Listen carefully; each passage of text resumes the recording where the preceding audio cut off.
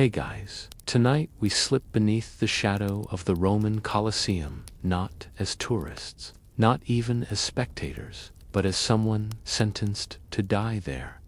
You're not famous. You didn't win a rebellion or lead an army.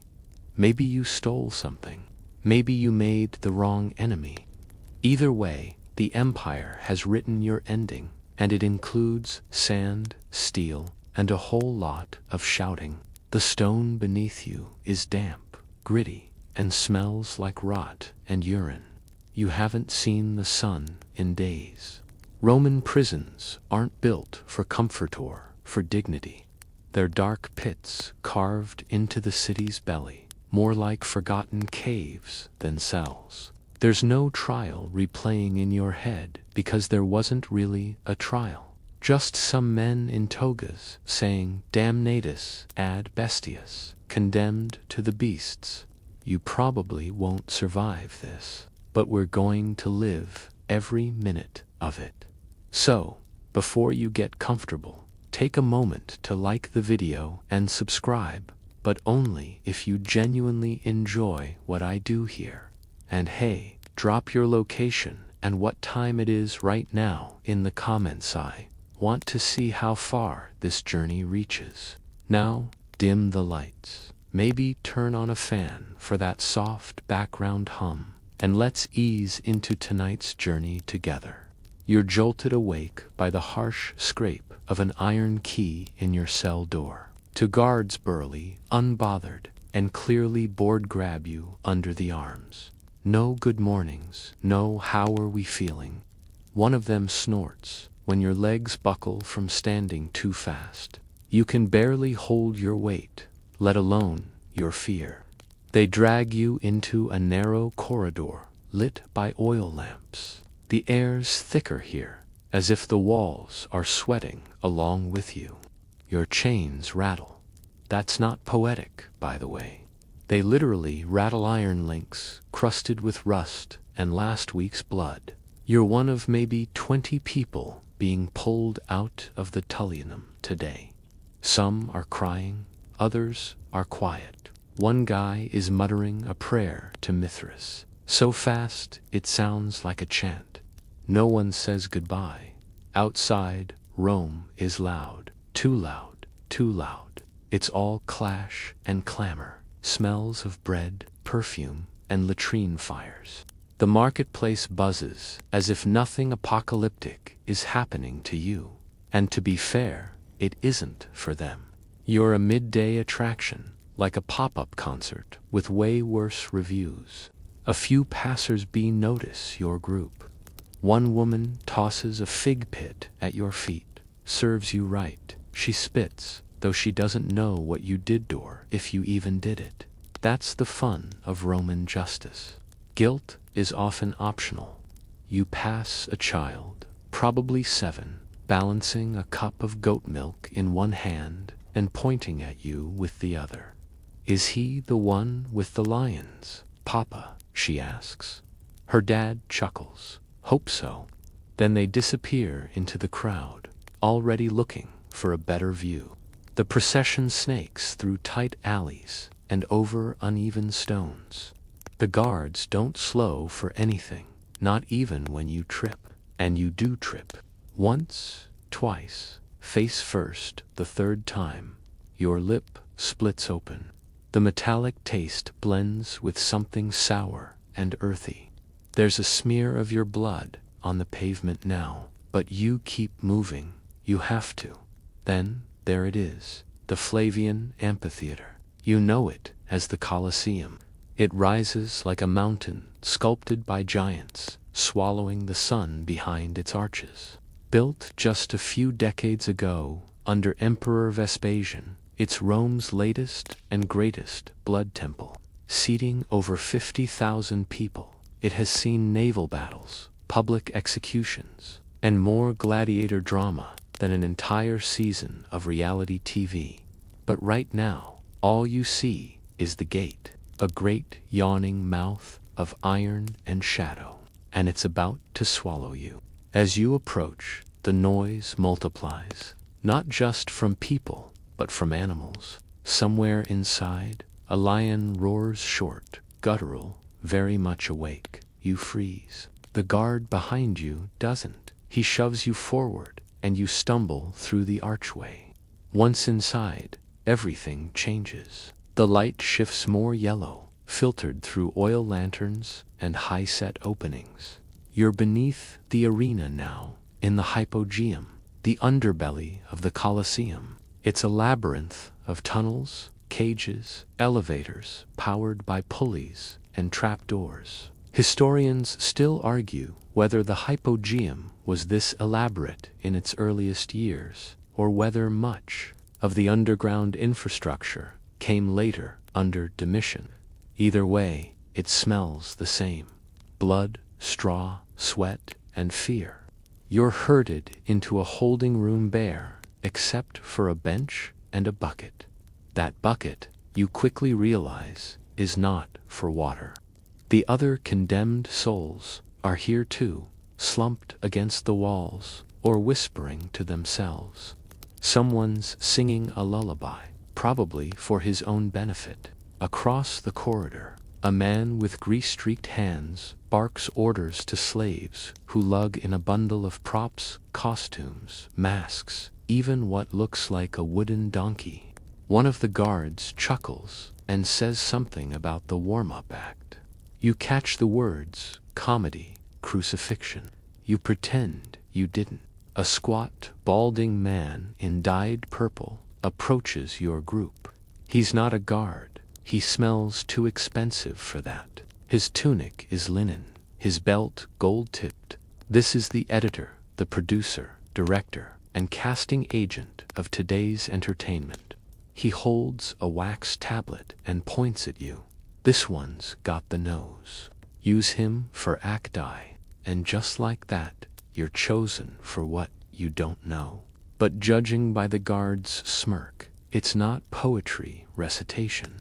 You're yanked to your feet again and led through a narrow corridor lit with flickering torches. The heat builds, not just from the flames, but from the tension.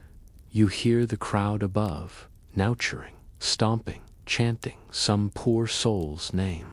You pray it's not yours. You don't even believe in the gods anymore, but you pray. And then you reach the staging chamber. Someone throws a bucket of water at your face. It's not kindness, it's part of the prep. You're now one step closer to being arena ready. You look up at the ceiling.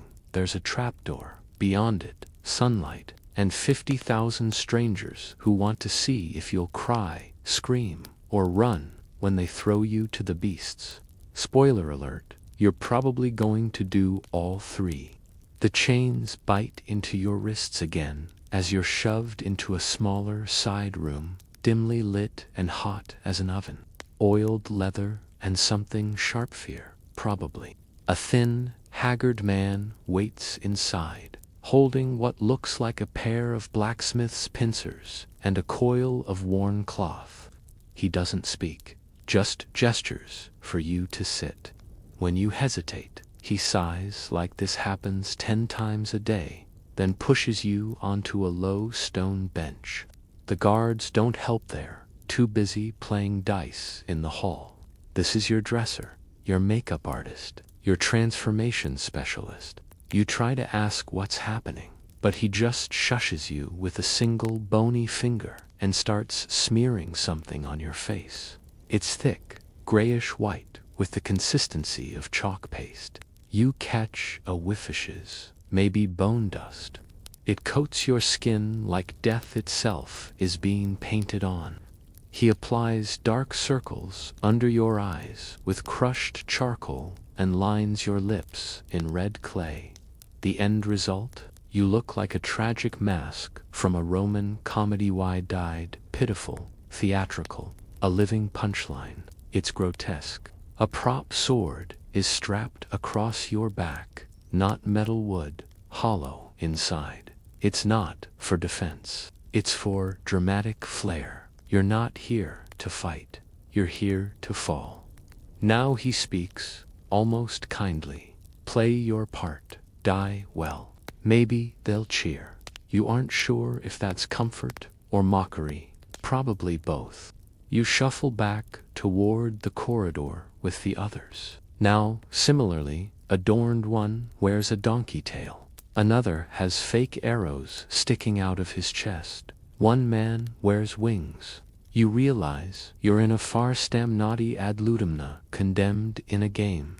Roman entertainment often began with comic plays starring criminals who, spoiler alert, actually died during the performance. Think of it like a slapstick play, where the lead role ends with a real beheading.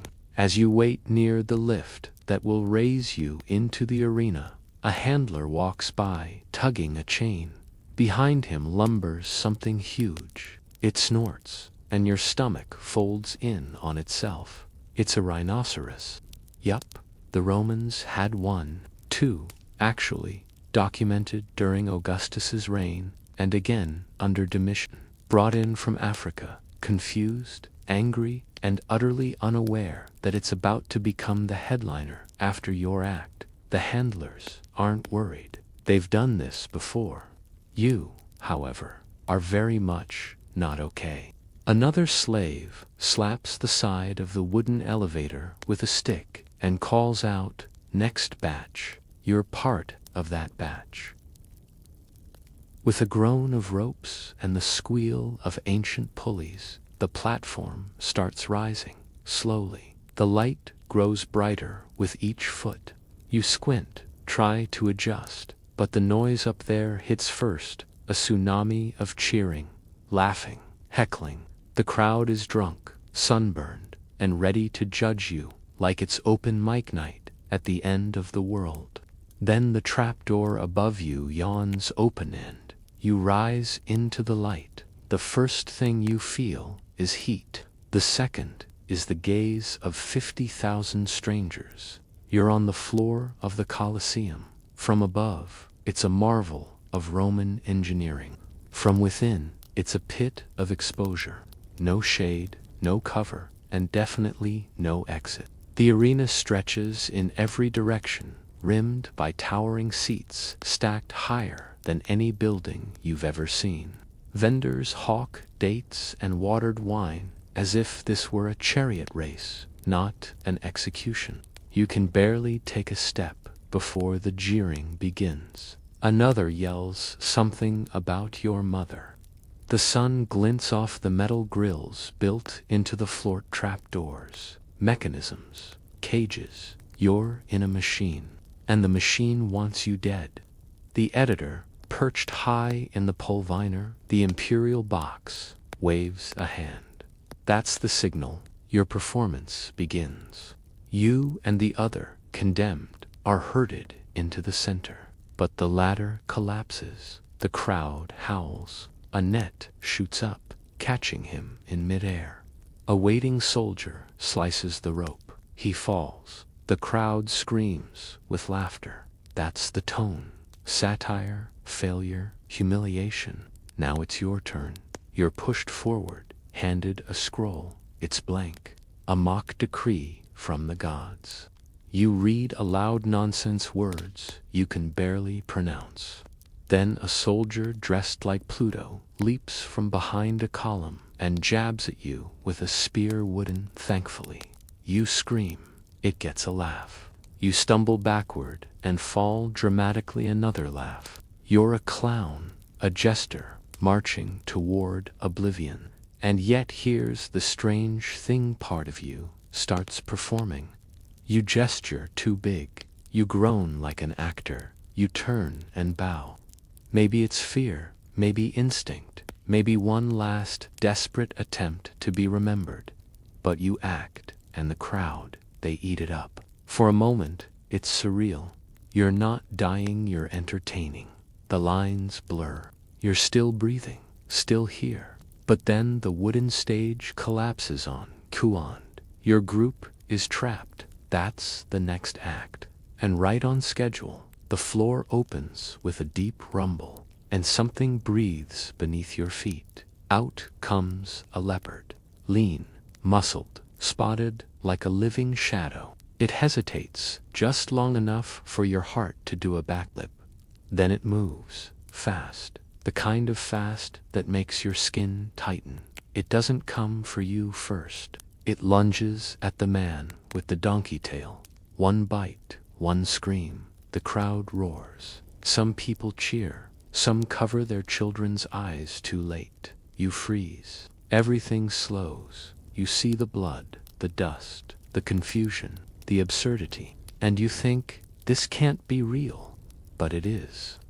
You don't run, not yet. You're too stunned. The leopard snarls over the torn body of the donkey-tailed man. Its mouth dark with blood, tail flicking side to side like a metronome of death. The crowd is ecstatic, not horrified, ecstatic. This isn't a tragedy, it's a warm-up act. Then it looks at you. Not metaphorically. Make eye contact. Yellowish eyes, cold, curious. Like you re a strange animal it's trying to identify before deciding whether you re food or furniture. A guard near the edge of the arena cracks a whip knot at the beast, but near it to rile it up. That's his job. He's called a bestiarius, trained in keeping the action bloody but paced. You don't know whether to love or hate him. Thanks to his nudge, the leopard leaves the corpse and starts stalking again toward you. Your feet finally get the message. You bolt. You run across the sandand. Yes, it's coarse, clumpy, and full of debris. Bone fragments, wood splinters, and something you hope is not a tooth.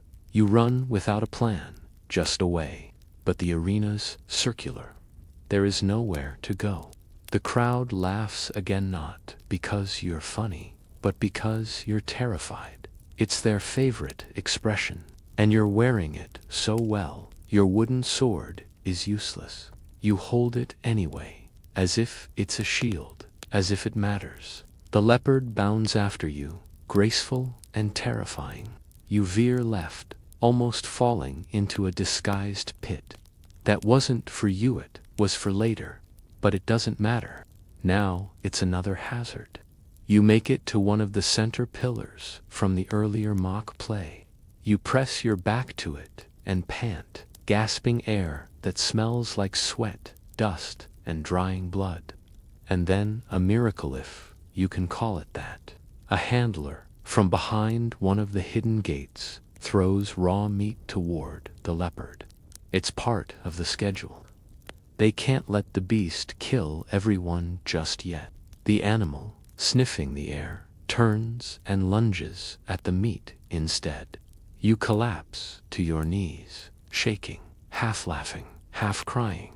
You're still alive. That's good. Or is it? Here's where things get weird. You're not pulled from the arena. You're not given a break. You're not even offered water.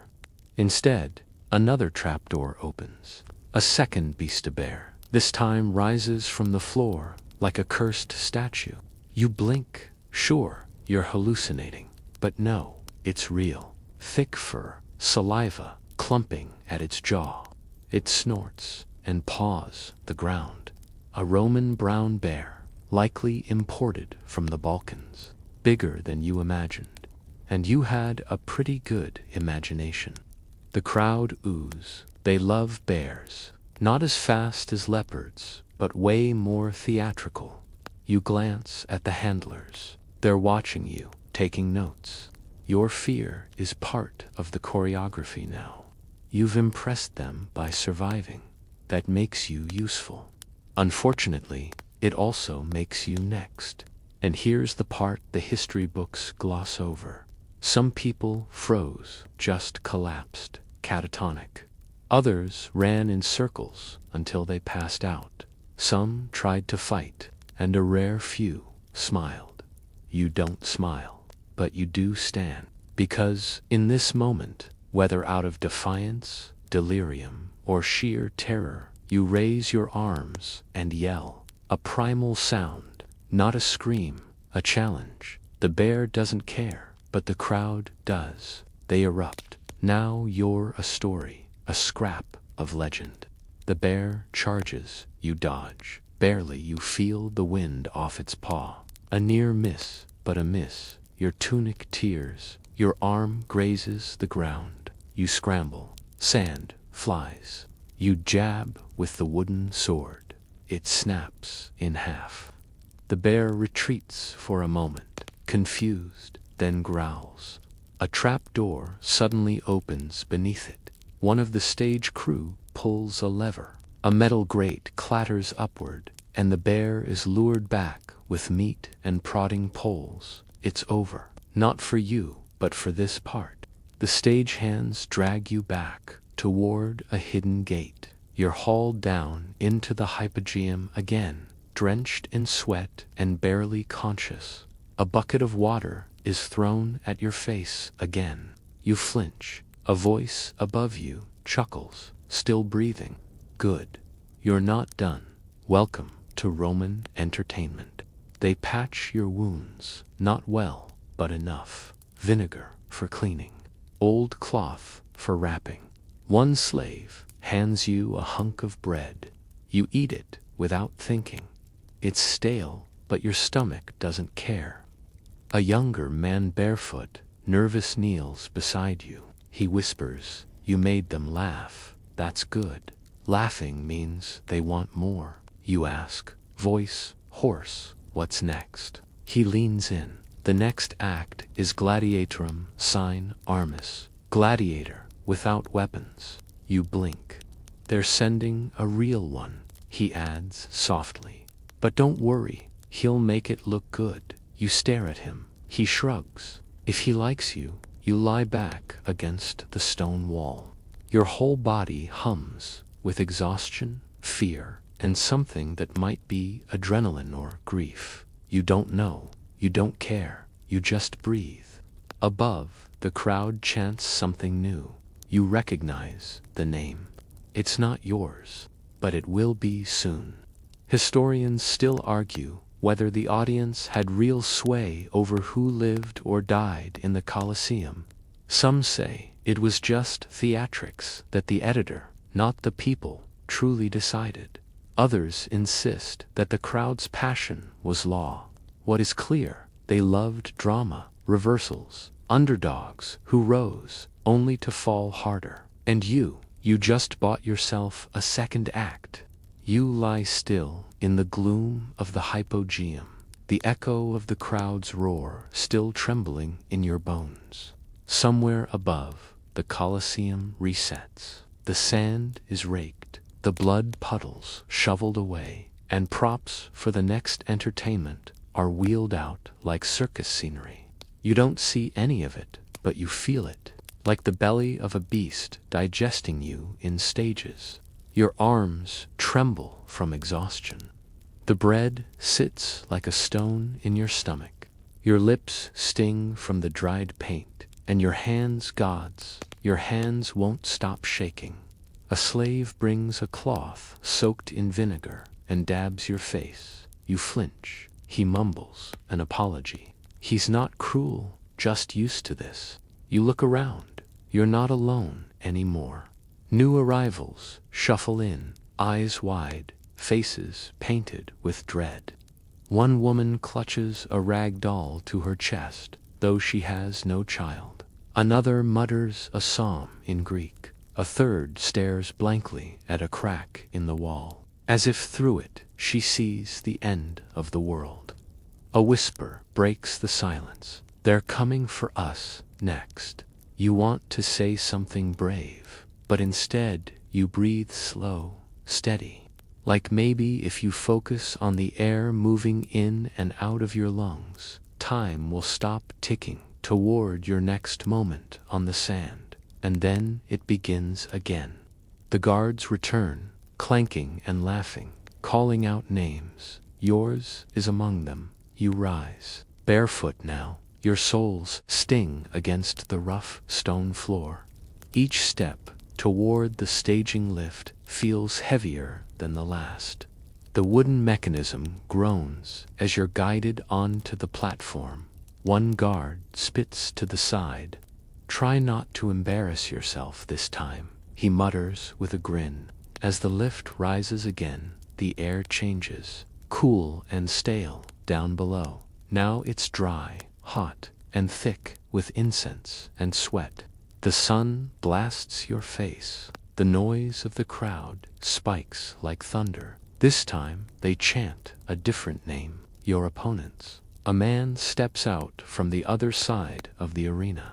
He's not dressed like the gladiators you imagined. No gold trim, no polished armor, just leather straps, a tunic short enough to show his thighs, and a sword, a real one. He walks with the casual swagger of someone who's done this before, multiple times. He's earned his survival, maybe even a nickname.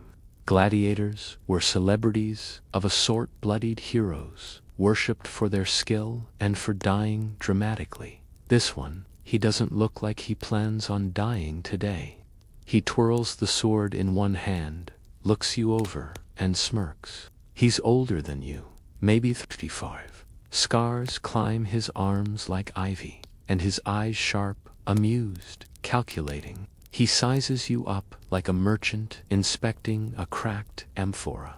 The crowd hushes a little. The tension swells. And then the editor, still lounging in his box, shaded and full of wine, gives a subtle nod. No trumpets this time. No opening act. Just combat. Not a joke this time, literally a stick. They gave you the equivalent of a fire poker. Maybe as a kindness, or maybe because watching someone fight with a twig is hilarious. You grip it anyway. Your opponent circles, not fast, but sure. He's in no hurry. He's done this dance before, and you just try to breathe. Then he strikes. Not hard, but enough to surprise him. He pauses, raises an eyebrow, then chuckles. You're not supposed to fight back. But now you have. And now you're interesting. Not deep, but deep enough. You cry out. The crowd loves it. He steps back, nodding as if giving you time to collect yourself. Generous of him. Or maybe he's savoring it. You clench your jaw. This isn't a fair fight, not meant to be. But you're too deep now. So you run not away, but around. He watches, curious. Maybe amused. You face him against tick in one hand, shard in the other. Like a child pretending to be a warrior. He nods, impressed. The next few seconds are a blur. Your stick glances off his thigh. His blade slashes the air inches from your neck.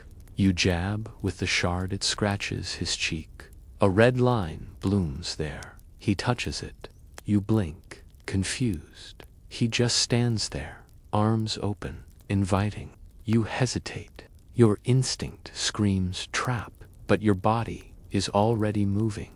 You swing the stick. It hits his side with a dull thunk. You stab with the shard, it sticks briefly in his chest, shallow, then falls. He drops to one knee, pretending. Maybe you don't know, but the crowd explodes. People leap to their feet. Some cheer, some boo, some throw objects into the arena in delight or fury. He raises one hand, pauses, then slowly extends his thumb, horizontal. The crowd waits, then it turns down. Your stomach drops. But the gladiator laughs, sand, waves his hand dismissively. He picks up his sword, lifts it, and flips it.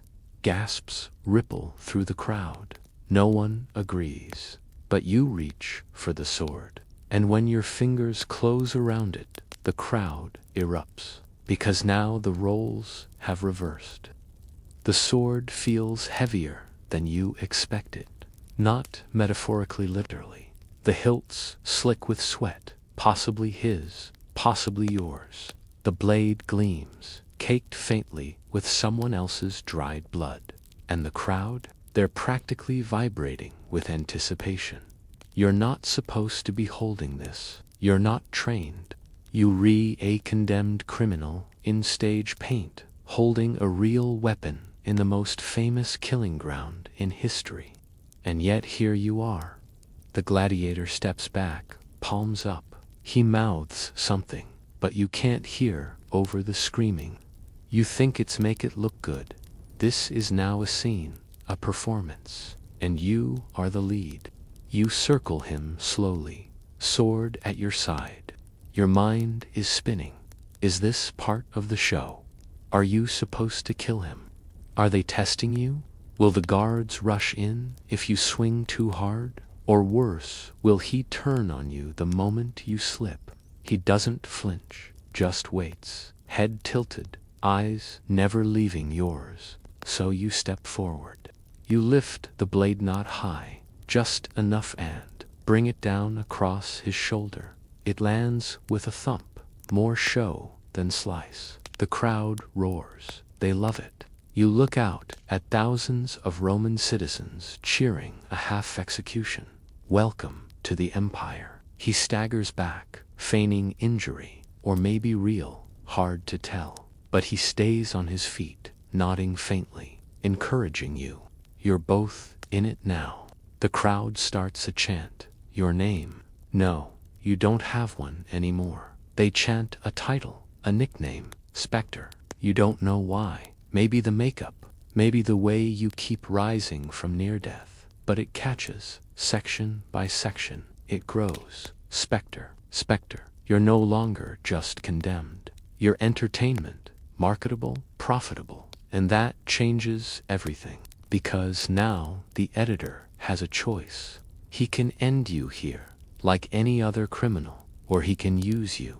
And so, as the gladiator drops to his knees, once again playing the part of the defeated, the editor raises his hand. The crowd knows the cue. They hush. His thumb hovers, left, right, left again, and then up. Mercy.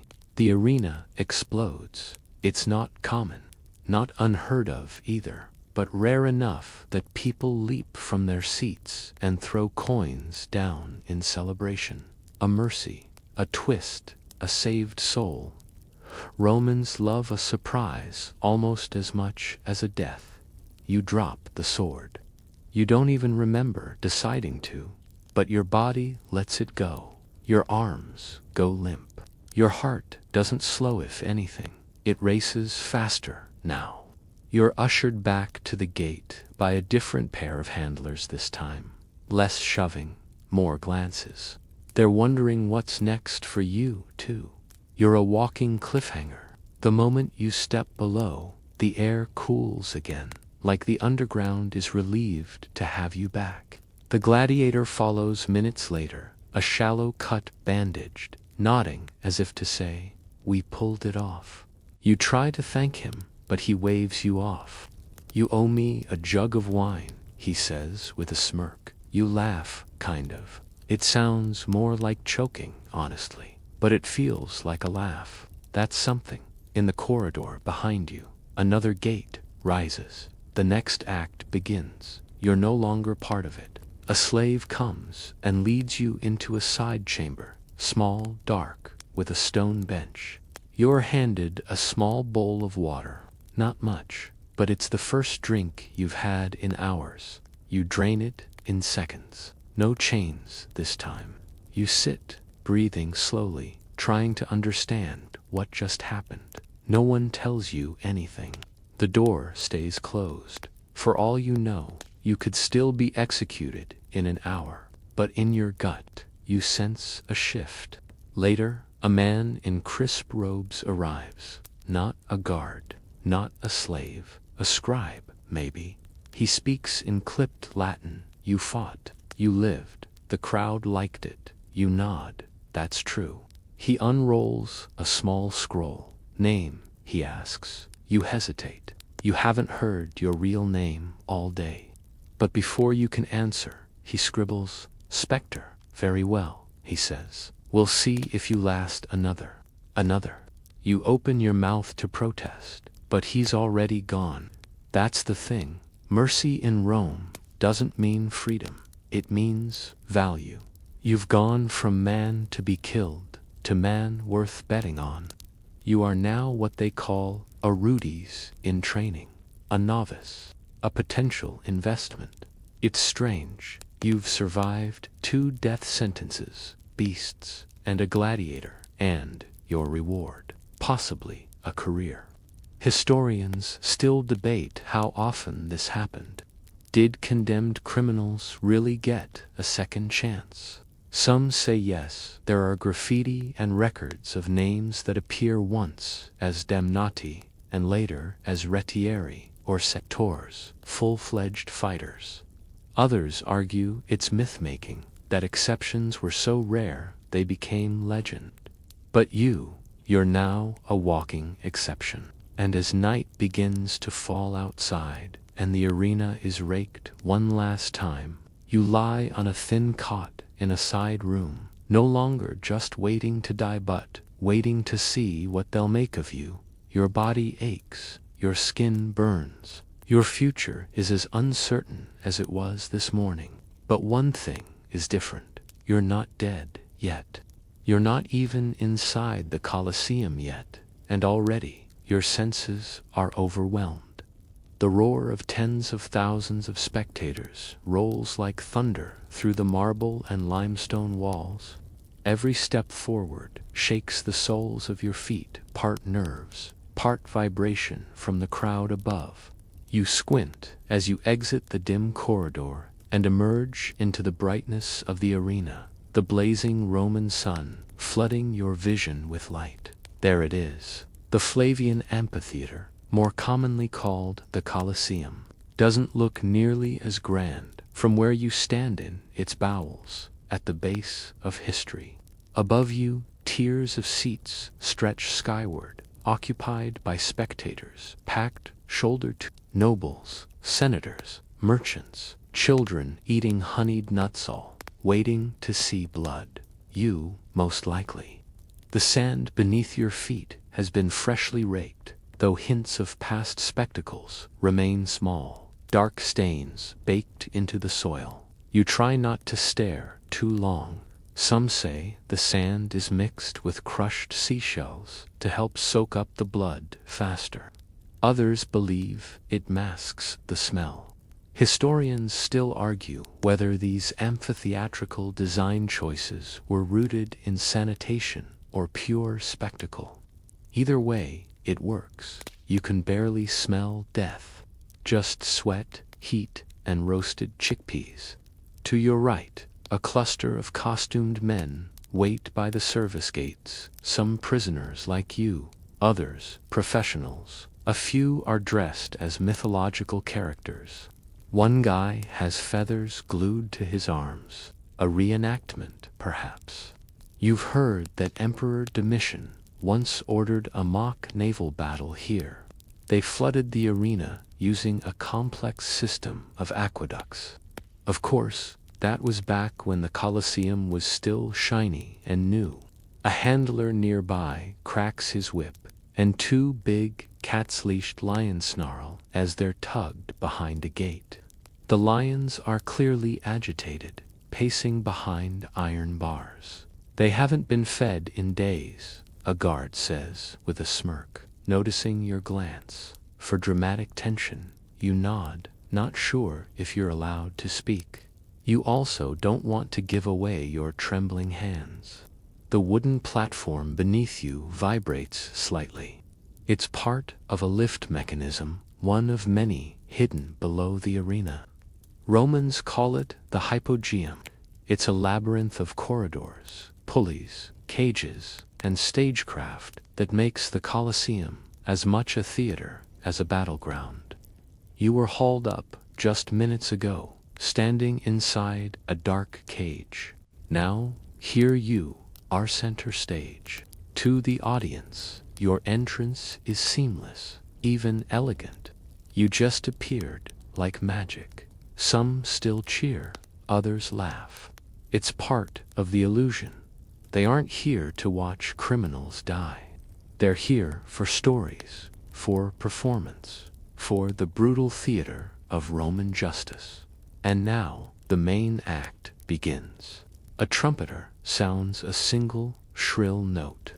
You flinch, but no one else seems to notice. On the emperor's signal today, it's not the emperor himself. But a local magistrate in gleaming robes, a giant wooden gate creaks open on the other side of the arena. You tense. Is it a bear? Another prisoner? A gladiator? No, it's a man in full armor. He walks with practiced calm, each step deliberate.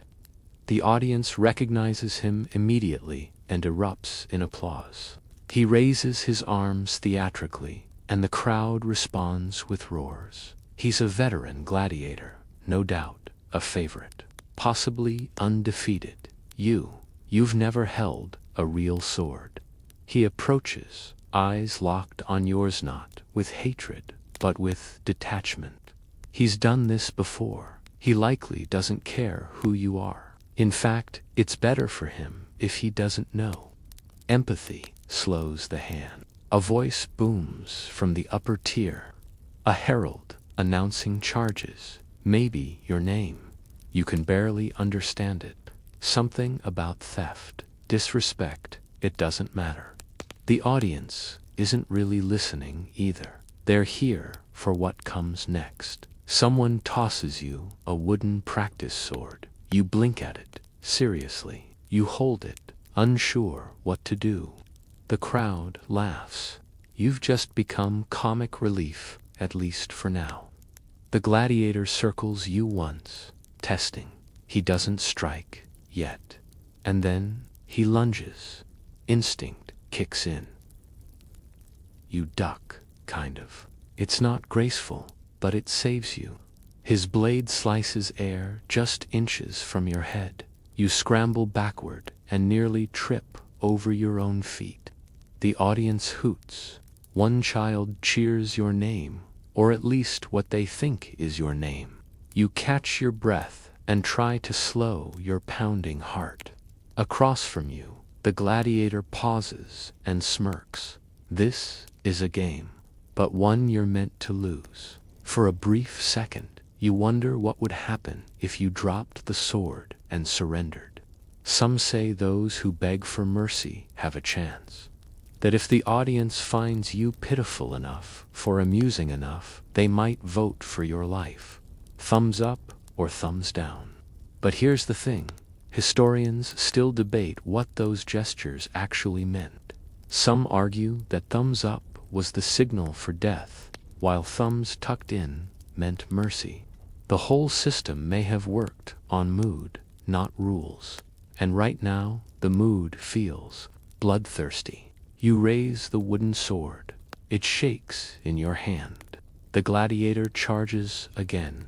You parry, barely. The blow still sends you spinning to the ground. Sand fills your mouth. A few in the crowd boo, bored already. And then it happens. He lowers his sword and walks away. Wait, what? The herald calls something. The crowd reacts. Some cheer, some jeer. You realize this isn't your fight. Not yet.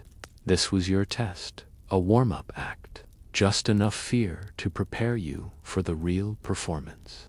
You are yanked backwards by two handlers and dragged toward the inner gate. Another prisoner takes your place in the arena. You watch, breathless, as a lion is released into the sand. You've seen enough. You're next. Your knees ache as you shuffle down the corridor, flanked by two guards whose polished helmets glint in the morning light. You've barely slept. The straw mat did little to soften the stone, and your mind kept spinning all night with half-formed prayers and memories of quiet days long past. But there's no time left for that now. A bucket of water splashes at your feet, your first rinse in days. A wiry slave tosses you a rough linen tunic, barely large enough to cover your knees. He doesn't speak, just gestures, toward a short platform where a man with dark-stained fingers sharpens a blade. The morning ritual of the condemned has begun. First comes the branding. No, they don't always do it. But for foreigners and enemies of the state, it's a favorite little flourish. The hot iron hisses, as it kisses the skin just above your collarbone. You bite your tongue to keep from screaming. The mark isn't just for penitence, to tell the crowd who you are: criminal, rebel, traitor, a living billboard. Historians still argue whether certain brands meant specific crimes, but that searing F shape, that one likely stands for fugitivus, a runaway slave. Next, you're paraded through the Forum Boarium, Rome's bustling cattle market. Why there? It's on the route from the holding cells near the Tiber to the Colosseum, and it gives vendors and citizens alike a little pre-show entertainment. You're not alone. Another condemned man walks beside you, older and coughing blood. A few children throw olives. One woman makes the sign of the evil eye. The crowd smells of sweat, wine, and salted fish. At the Colosseum's base, the tone shifts. The outer arches tower above you like a mountain range carved by gods. There's a smell here, oddly sweet and metallic, old blood mixed with sand and sun. You're ushered through the Libertinarian Gate, named for Libitina, goddess of death. It's the door that only the doomed pass through. There's no exit on the other side. Inside, the staging area buzzes. Dozens of workers scatter about: beast handlers, scene designers, men in tunics, dragging wooden props and ropes. It's like a circus back here. If the circus also involved a surprising number of chains. You're told to wait on a bench. Across from you, a lion snorts inside its cage, its ribs rising and falling like bellows. It stares directly at you, and for a moment, you wonder if it knows what's coming. A man approaches, draped in fine purple and gold. He's the editor, the producer of the day's games. You think he's going to talk to you? Instead, he points to a young Greek prisoner beside you and says, "Make sure that one dies loud." The guards nod. Someone ties a leather band around your biceps. It's not for torture. It marks you as a Nazi, the lowest of the low. The crowd knows what that means. You're not getting weapons. You're not even getting a fair chance. The editor claps his hands. 5 minutes. It's showtime. Now you get a better sense of the sequence. Gladiators fight, first real professionals. Clean gear, polished helmets. Their duels are the warm-up. Then come the Venetians, beast hunts. Lions and leopards chasing armed hunters around elaborate sets. But after that, that's your slot. The mid-morning spectacle, public execution. They call it ad bestias to the beasts. You're herded toward a narrow stairwell. Light spills in above you, warm and dazzling. You can hear the crowd, tens of thousands. Their roar is less like cheering, more like crashing surf. Your stomach lurches. You think you might vomit, but there's nothing left in you to throw up. At the top of the stairs, you pause. The arena opens before you like a blistering desert. The floor is a flat expanse of golden sand, framed by rows upon rows of tiered marble seating. The Emperor isn't here today, a lesser festival, but senators and equestrians lounge under shaded awnings. Ordinary citizens wave food scraps. Somewhere high up, a flute player squeals out a sour tune. The gate creaks open. You step out. The sun blinds you at first. Your feet sink slightly into the warm sand. There's nowhere to hide. No cover. You stand alone in the middle. The lion cage opening slowly at the far end. Your heart pounds like a drum. They haven't given you a weapon, not even a stick, just your bare hands and a head full of panic. The lion steps into the light, blinking, sniffing the air. It's smaller than you imagined. Still, its paws are bigger than your face. You hear laughter, not from the lion, from the stands. The audience loves this part, the awkward beginning, the clueless condemned, the moment before instinct kicks in and the horror begins. You take a step back, the lion takes one forward. This is it. And you know what the worst part is? The sand is so soft beneath your feet, like a beach at dawn. You try not to run. You've heard stories. Running makes it worse. It kicks in the lion's chase instinct, makes it faster, hungrier, crueler. But standing still, that's worse. That's just waiting to be torn open. So you do the only thing your body will let you do. You move sideways, slowly, your hands open, low, trembling. The lion watches. Its ears twitch once. Its eyes are fixed on yours, unblinking. You wonder what it sees: an enemy, a meal, a trembling figure who will soon be no more. You hear the creak of the arena's trapdoor systems, some sort of backdrop being lifted into place behind you. They're setting a scene. Maybe it's supposed to look like Africa or a forest. It doesn't matter. The crowd likes drama, and your death is just one more act in a carefully planned spectacle. Then it lunges. Not a charge, not yet, just a test. A few fast steps forward. You freeze. The crowd lets out a soft gasp. They want blood, but they like tension first. They like the dance. Somewhere, you hear someone shout something in Latin, probably a bet or a joke. You don't understand. You barely hear it. All you hear is the wind as the lion snorts again and pads closer, lowering its head. It's only a few feet away now. You glance to your right. There's a post in the ground, maybe decorative, maybe part of the scenery. You lunge toward it, grab it, not even a weapon, just a piece of dry wood lashed to a fake bush. But your movement triggers the lion's instinct. With a snarl, it leaps. You throw the post. It hits nothing. You roll to the side, your shoulders scraping sand. You feel the heat of the beast pass just above you.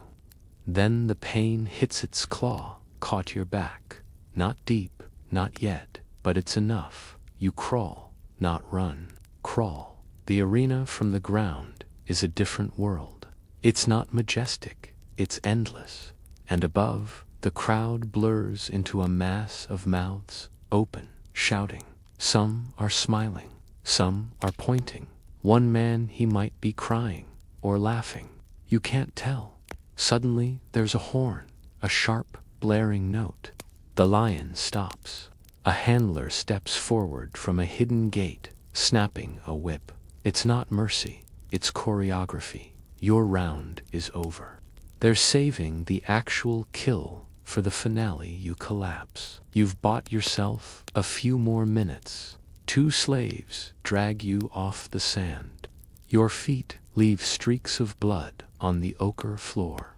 You're not dead, not yet, just broken, just humiliated. And now the crowd knows your face. You're taken to a cell, not the one from before. This one smells of rot and old meat. A man sits in the corner, his leg mangled. Another unconscious. You're tossed beside them like cargo. From outside, the crowd roars again.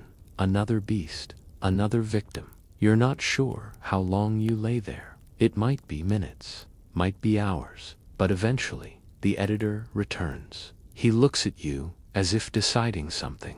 Then he nods. Tomorrow, he says, you die tomorrow. Then he walks away, and you realize what that means. You get to live through this again. You don't flinch. You can't. Your back pulses with heat where the lion's claw tore skin, and your throat is dry from breathing dust and fear. And then you dream of the lion's eyes again, impossibly calm as it stalked forward. Even in sleep, you brace for the leap. Morning arrives without warning. No light filters into the cell just. the stomp of boots and the rattle of iron keys. The door creaks open, and the same guards appear. One throws you a rag soaked in vinegar. Another hands you a crust of bread so hard you nearly break your tooth trying to chew it. They don't speak, not to you. To them, you're no longer a man. You're a pro pawn with a schedule. The editor arrives again, a different expression on his face, less casual now. He kneels beside you. Today's match is a redemption arc, he says, almost kindly. They like those. You blink at him. Your lips are split from yesterday's dry wind. You'll be given a sword, he adds. A short one, wooden, just for show. You stare. He stands again, brushing dust from his tunic. Make it dramatic. Bleed a little more. Last longer. Impress the sponsor. Maybe we change your ending. You're dragged out before you can respond. This time, your walk to the arena is different. There's no mocking song, no kick to your knees. The guards walk beside you in silence. Not respect routine. You're just another number in a day's schedule.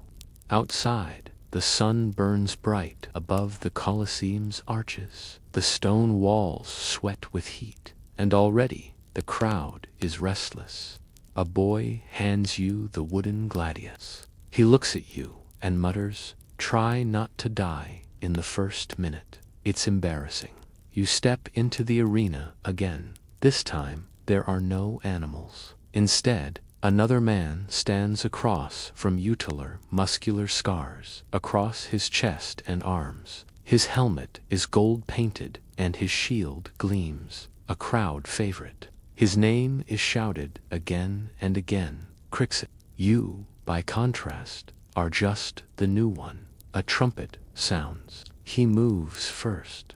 You barely dodge the first strike. The wooden blade in your hand feels like a toy. Your training was non-existent. You raise the sword as if it means something. Crixus knocks it aside with a flick of his wrist and slams his shield into your chest. You stagger back, windless. The crowd laughs. You fall, sand in your mouth, a gash on your forearm. You hear the announcer bellowing words in Latin, narrating your failure like it's sport, which of course it is. But then something odd happens. Crixus doesn't press his advantage. He pauses, looks to the editor's booth, waits. A hand raises in signals something unseen to the crowd. Crixus nods once, then he steps back, lowers his shield slightly. You are meant to fight back now, for the drama, for the arc, for the illusion of hope before your skull is caved in. You're expected to play your part, to rise, to shout something defiant, maybe. But what if you don't? You grip your sword tighter. Blood runs down your arm. The sun burns your face. Every part of you aches, but somewhere inside, there is something more painful than your wounds. The knowing that none of this is yours. Not your role, not your life, not even your death. You charge. The wooden blade strikes Crixus's thigh. He grunts. He hadn't expected speed from you. He pushes back, harder this time. You block barely. The crowd roars. It feels like a real fight now. You twist, dodge a crushing blow, and roll behind him. You jab again. It's all clumsy, ugly, desperate, but the audience is on their feet. You are giving them a show. And that, perhaps, is your only power left. You may die today, yes, but it won't be clean. It won't be polite. And maybe it won't be soon. You feel your legs begin to fail before your will does. Your lungs burn. The sand cakes your knees, and each movement sends jolts through your ribs. Some are cracked, maybe broken, but you keep going. Not because you think you can win, but because surrender has become more unthinkable than pain. Crixus swings again, this time with more force, more annoyance. He's realizing you're not dying on cue. Your wooden blade cracks slightly as it absorbs another parry. You pivot, shoulder down, trying to use your smaller size to your advantage. The crowd erupts when you land another hit, this one near his side. Not deep, not dangerous, but it's real. For a moment, the narrative has shifted. You're not the victim anymore. You're the underdog. Crixus frowns behind his helmet. He steps back. His next strike is slower, controlled. He's changing tempo, testing you, not for combat but for entertainment. He's doing his job. You begin to understand something horrifying. You're not in a duel. You're in a choreography. A violent ballet in which your suffering is a crescendo, and your death, ideally, is a finale with tears and applause. You hear a woman in the front row scream your name, not because she knows it but because she's decided to care just for today. A handkerchief is waved. Bets are shouted. Your blood, your pain, it's moving the audience. You are rising in popularity even as you fall. Crixus slams you to the ground. You cough, dust and spit and blood. He leans in close, just enough that you can hear him whisper through the slits in his helmet, "Stay down, I'll make it quick." But you don't.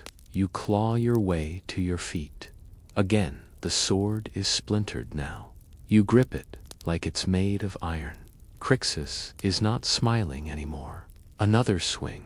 You duck under. Your shoulder crashes into his side. It does nothing but draw a gasp from the crowd. He's stronger, trained, armored. You realize what he's waiting for. The signal. From the editor's box. A thumb, up or down, life or death. The fight freezes, just for a second.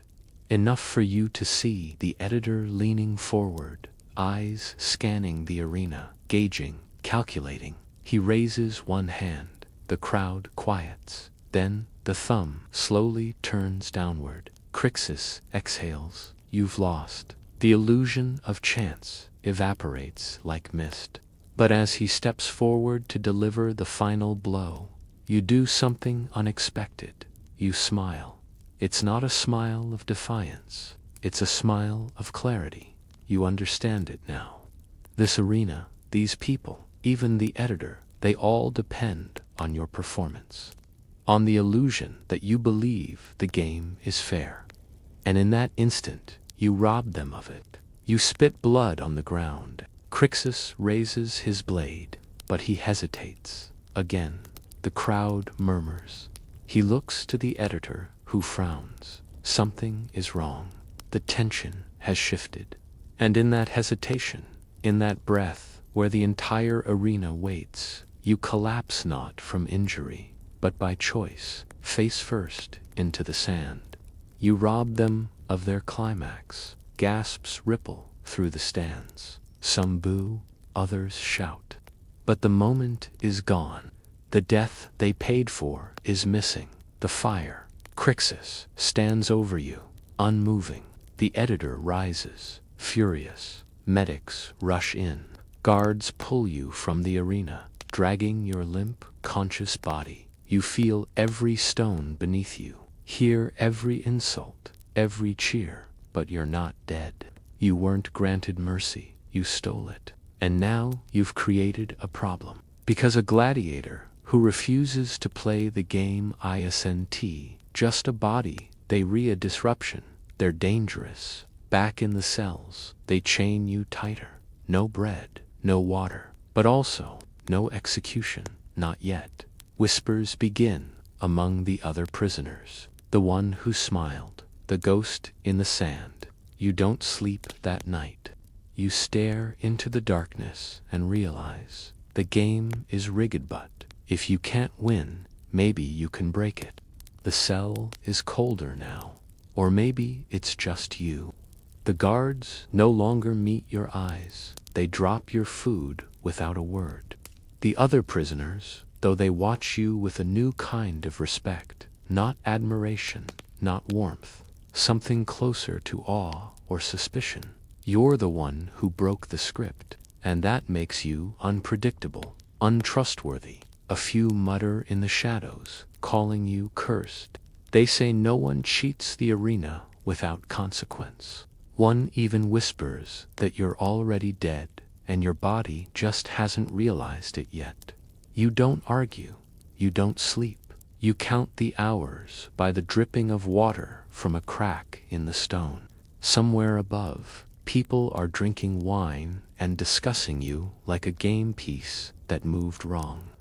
Eventually, the cell door opens not for punishment, but for something worse, a second chance. 2 guards escort you through the hallways, past the pits and the training yards, past slaves polishing helmets, past bloodstains that never fully fade. You're brought to a chamber you've never seen before, rich with tapestries, thick with perfume, the kind of place where important decisions are made with quiet voices and sharper knives. Inside waits the editor. He's not in his armor now, nor on his high chair. He sits calmly, surrounded by parchment, a goblet in one hand. His face is neither cruel nor kind. It's calculating. That makes him more dangerous than any man with a sword. He gestures to the chair across from him. You don't sit. He doesn't mind. I should have you flogged, he says, without emotion. Or better yet, throw you back to the beasts. Let the crowd finish what you denied them. You remain silent, but then again, he sips his wine. Maybe you're worth more alive than dead. You've become ... popular. A scroll is unfurled. It lists your name real or invented and a tally of bets placed in your favor. A spike after the last fight. People want to see you again. They want a sequel. You gave them something different, he says. Pain with pride, loss with defiance, a good death denied. They'll pay to see how your story ends. You finally speak. I decide how it ends. The editor smiles faintly. No, you've forgotten your place. Then he stands and walks slowly to you. You are not a warrior. You are not a rebel. You are property. You exist to die well. That is the truth of this place. And those who forget it, he lifts a small knife from the table, tend to disappear. But instead of cutting you, he turns the blade in his fingers, examining it like a toy.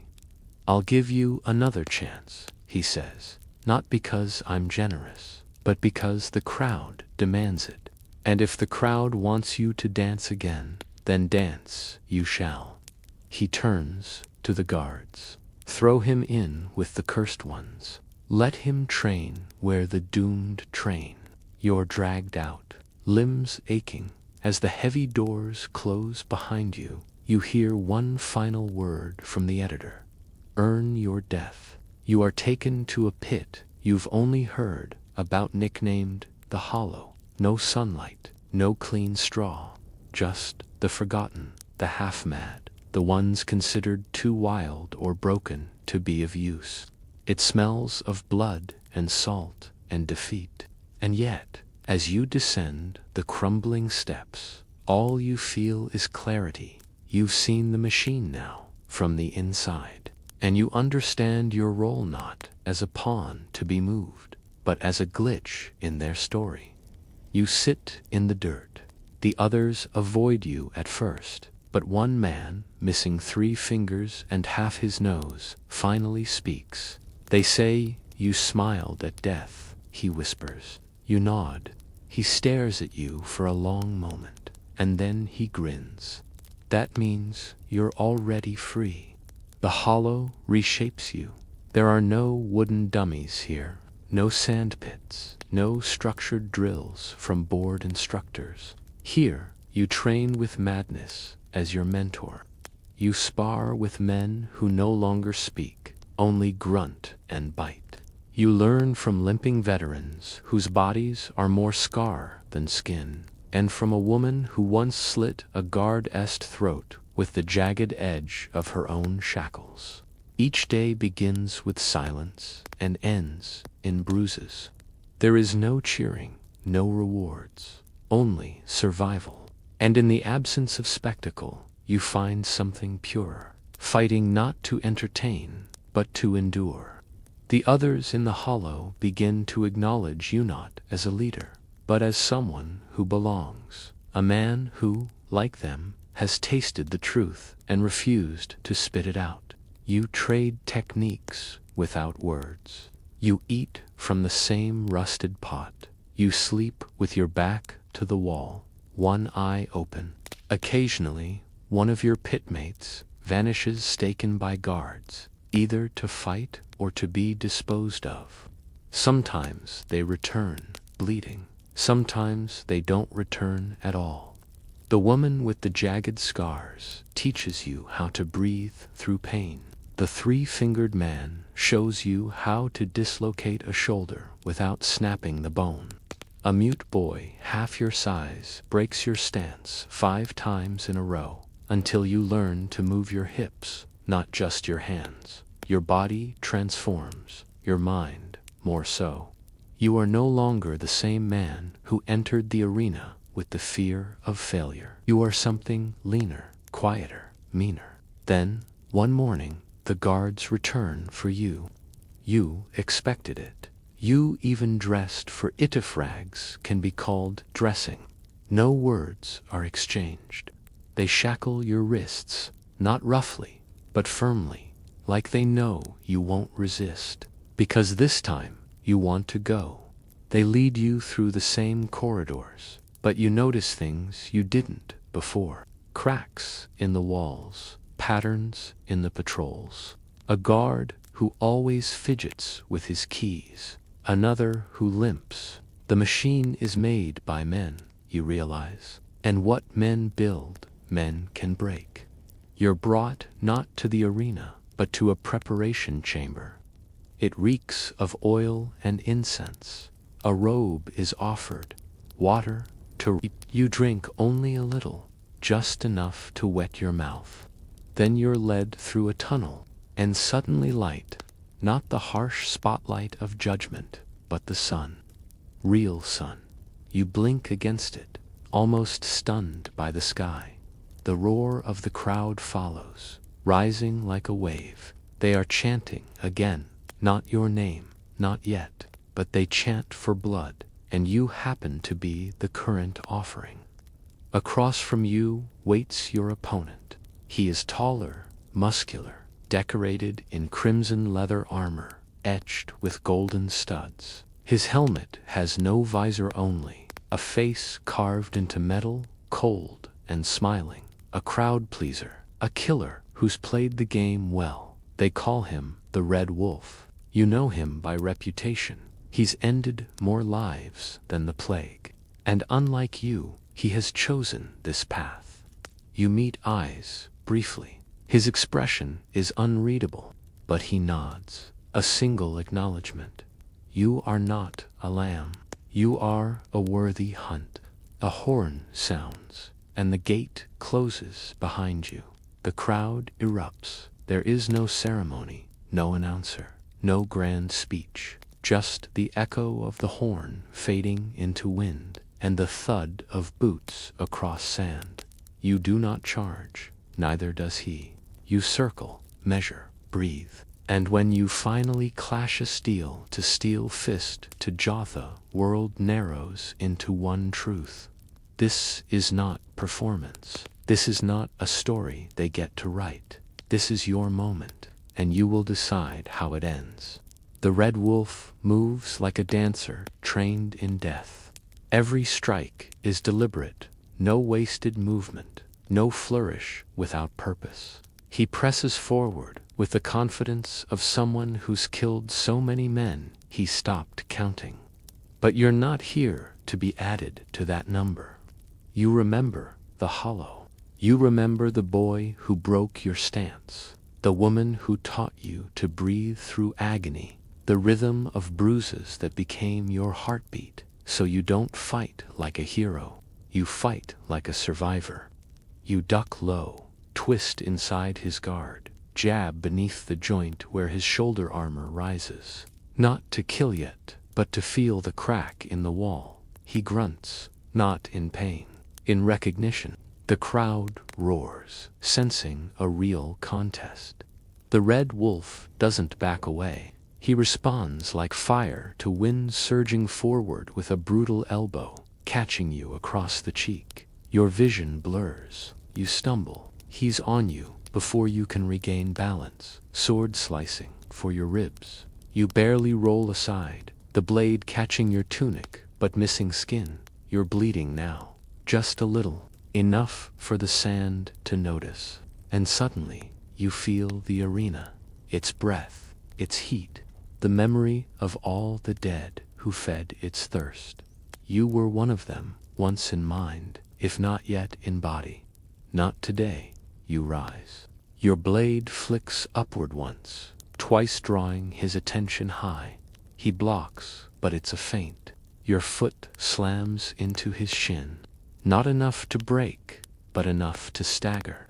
You pivot, slam your shoulder into his chest. He stumbles. It's the first time the crowd sees him lose ground. They gasp. He smiles. He likes this, but so do you. The dance continues. A brutal, beautiful rhythm. You bleed from a gash on your thigh. He limps from a blow to his knee.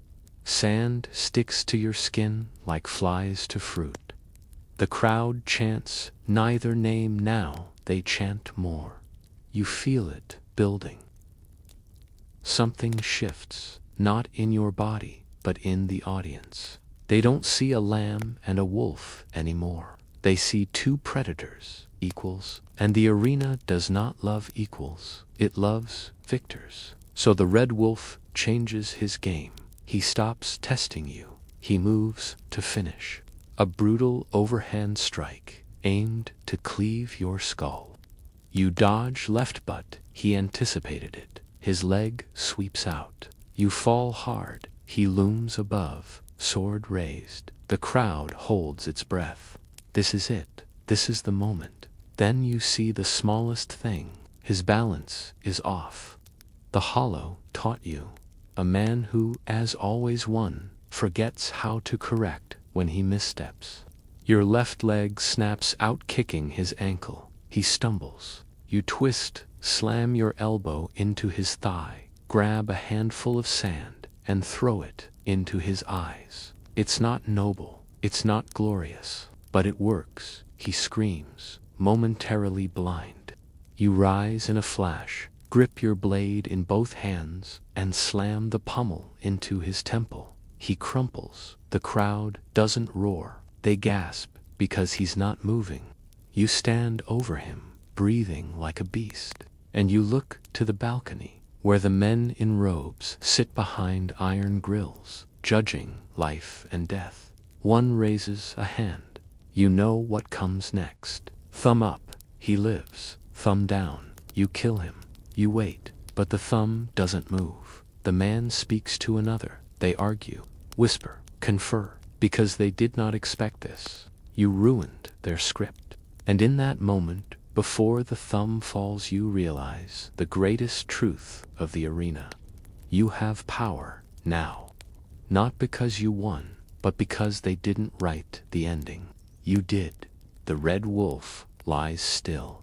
The blood on his temple thickens in the heat. For a long moment, you remain motionless, sword still in hand, waiting for the verdict. It doesn't come. Instead, the arena stalls. The crowd begins to murmur, not booing, not cheering, but confused. They too wait for the thumb that always comes, the final gesture. The god hand of men above who sit in the shade and play dice with lives. But the hand lingers. You see it tremble because you broke their rhythm. This was not how the scene was written. The wolf was supposed to kill you in a beautiful arc of crimson, the crowd roaring, the officials nodding in satisfaction.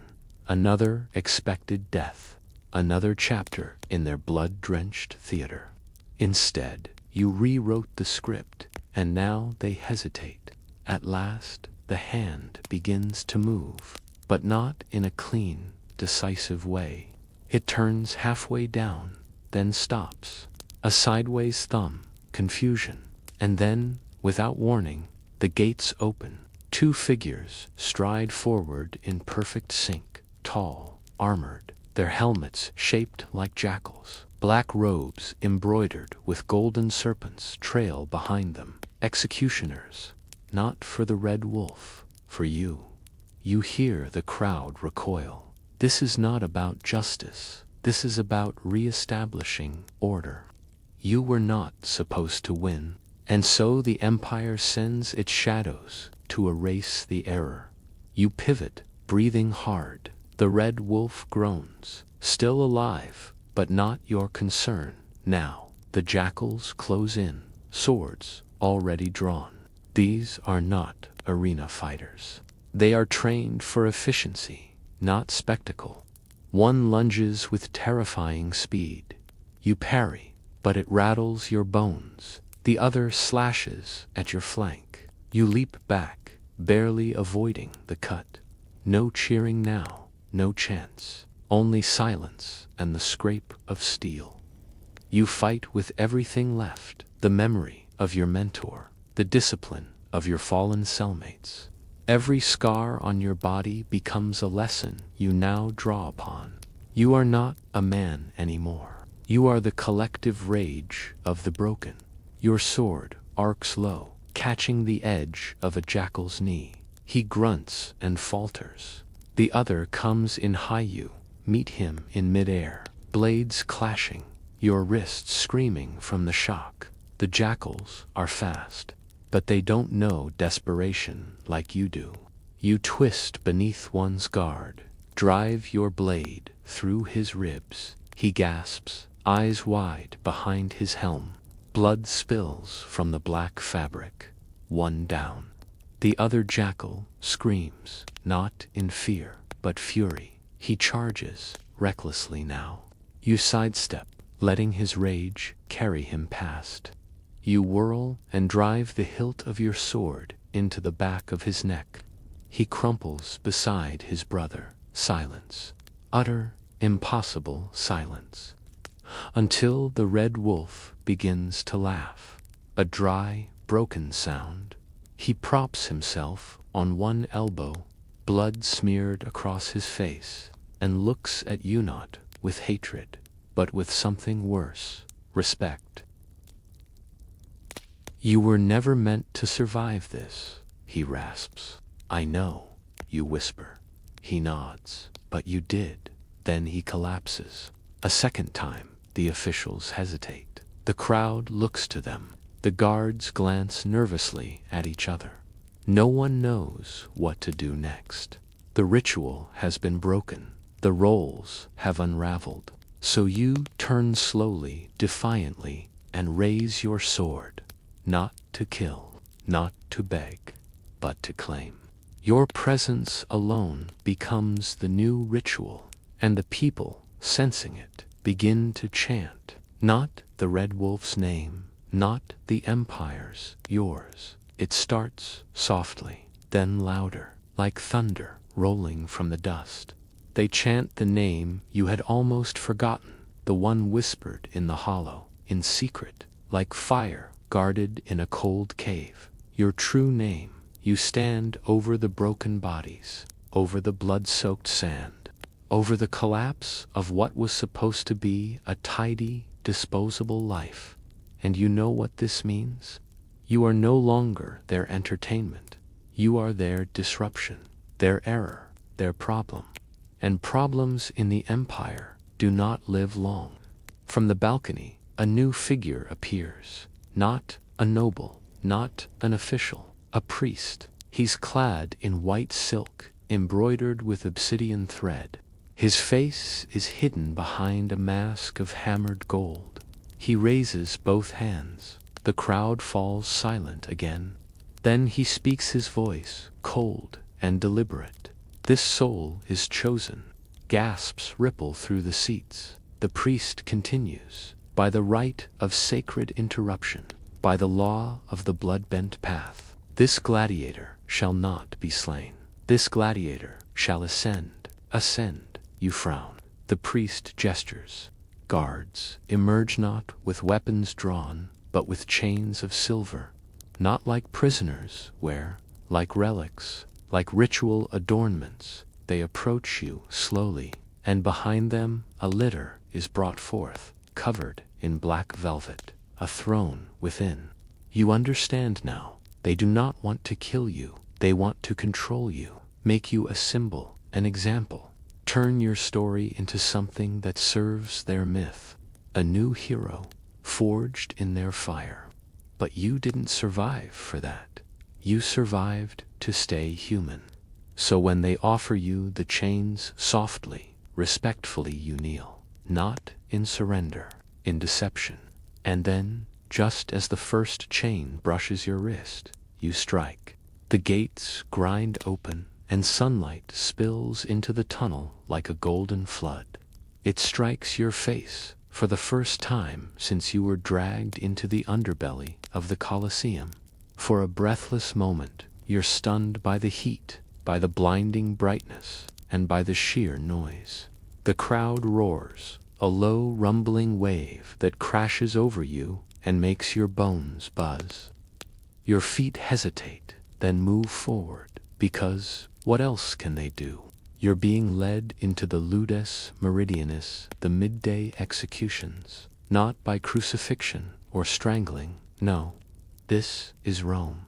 Here, condemned men serve a greater purpose, entertainment. The sandy floor burns under your soles.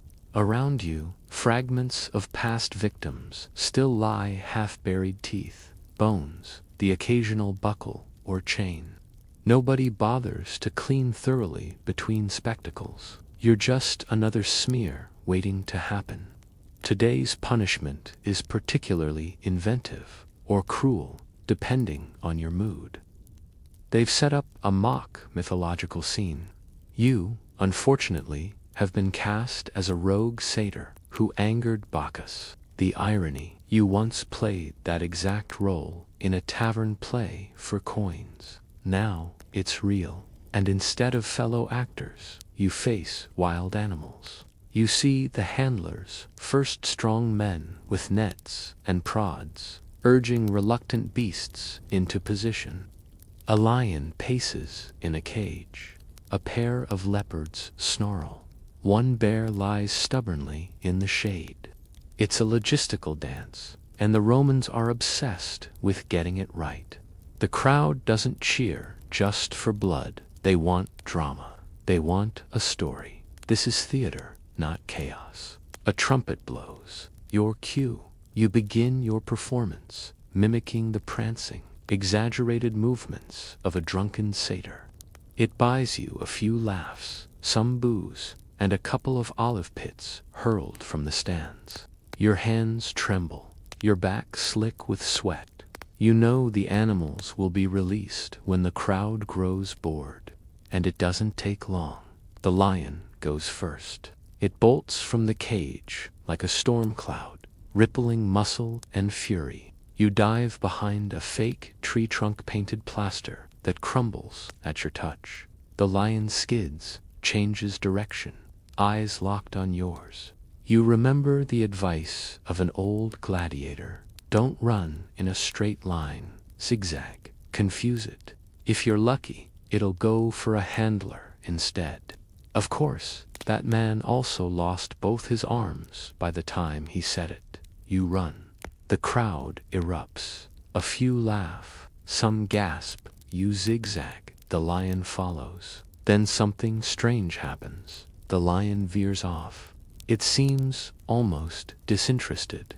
Later, you'll hear theories. Maybe it was fed too well before the fight. Maybe it recognized human hesitation as something familiar. Historians still argue whether the beasts were truly starved or strategically conditioned to delay the drama.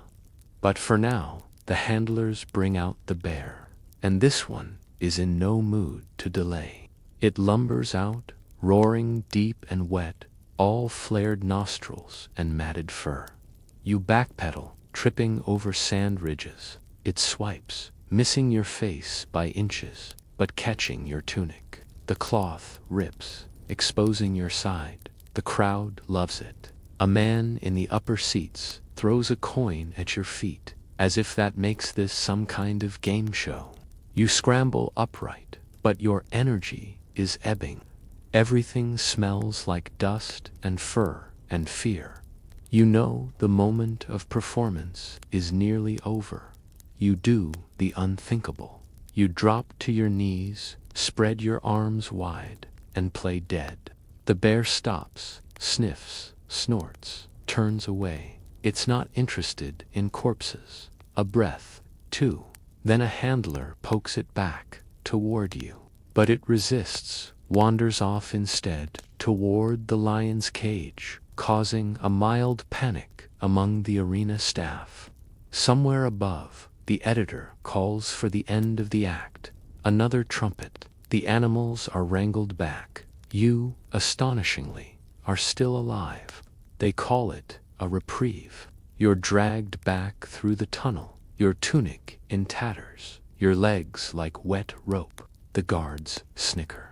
One slaps your shoulder and says, "You'll be back tomorrow, goat boy." You don't answer. You're too busy trying to keep breathing. That night, you lie on a thin mat beneath the Colosseum, bruised and half-naked. Other condemned men lie nearby, whispering to themselves or staring up at the stone ceiling. One man laughs, soft, wheezy, manic. Another sings under his breath, a lullaby in Greek. You can't sleep. You hear the roar of the crowd, still echoing in your skull. You feel the bear's breath on your neck. You remember the lion's eyes not angry, just calculating. And for the first time, you realize you're no longer afraid of dying. You're afraid of being sent back out again. You wake before dawn to the grating sound of chains, iron scraping stone. A sound you've come to know better than your own heartbeat. The cell is darker than usual. The oil lamp in the hall is out. You can't tell how many others are still breathing, only that the stench is thicker, the air unmoving. You don't want to open your eyes. You hope, irrationally, that if you stay still, they might forget you exist. But you are not so lucky. A guard kicks the metal grate. You, goat boy, up. You flinch. You almost want to laugh. The nickname has stuck. Today is not another beast show. Today is worse. Today is training. They've decided you're worth investing in for now. Somehow, surviving the lion and the bear made you interesting. You're shoved into a dusty corridor and marched toward the Ludus, the gladiator school next door to the Colosseum. You pass mosaics' gilded depictions of Mars and Minerva, gods of war and wisdom, looking down on you like disappointed parents. The scent of sweat and blood grows stronger with every step. The lanista, or trainer, awaits. He is not impressed. He's a scarred Gaul with one blind eye and a permanent sneer. Another criminal with luck, he mutters, walking in slow circles around you. We'll see if it lasts.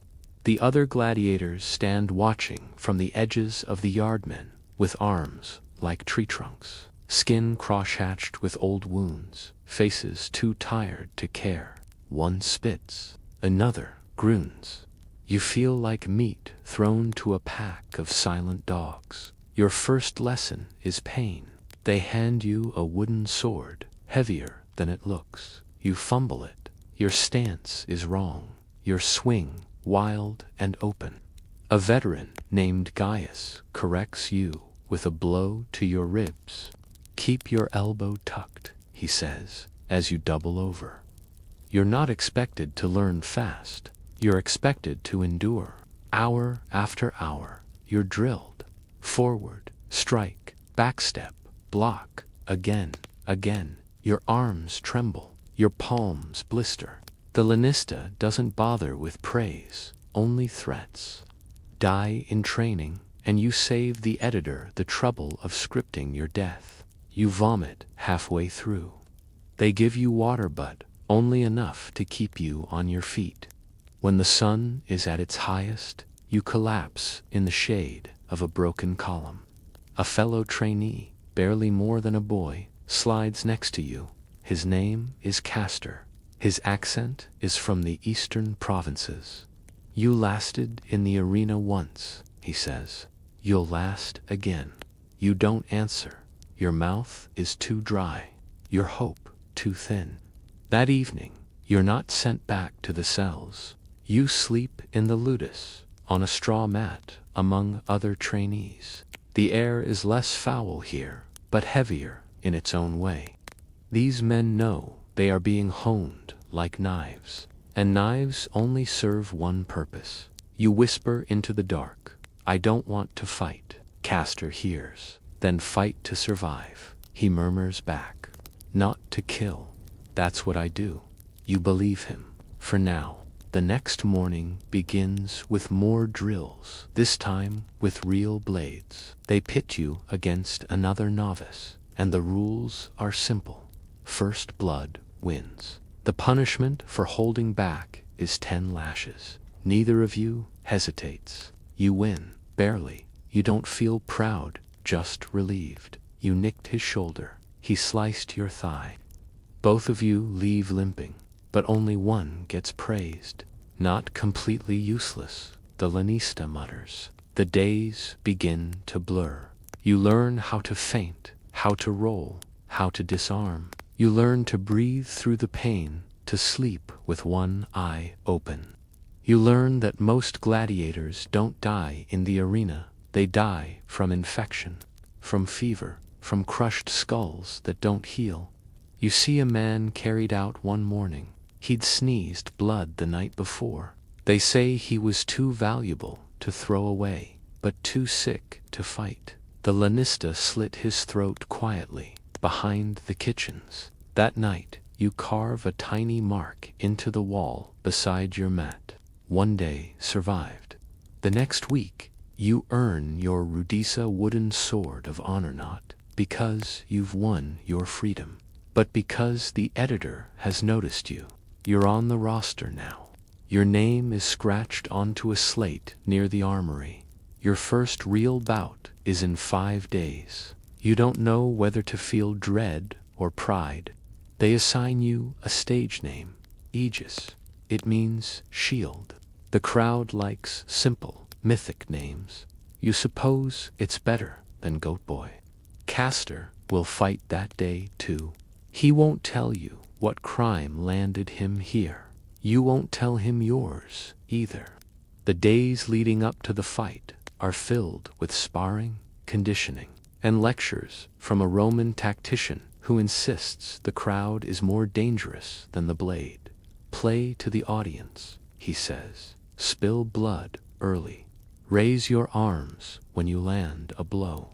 Shout the name of a god when you fall and live. Make them love you or hate you, but never let them be bored. You ask, and what if they are? He shrugs. Then they feed you to something interesting. The night before the fight, Castor gives you a gift, a small charm carved from olive wood. My brother made it, he says, before the legions took him. You grip it tight. It smells like sap and dust and memory. You don't sleep. At dawn, they dress you in borrowed armor. It's too big in places, too tight in others. You look like a child pretending at war. But the moment you step into the hallway that leads to the arena tunnel, something changes. You feel calm, not because you're ready, because you know this is the one thing left you can control. Whether you fight well or poorly, whether you die or live, the final moments belong to you, not Rome, not the crowd, Not the editor or the lanista, you. The gates open, and for the second time in your life, you step into the arena.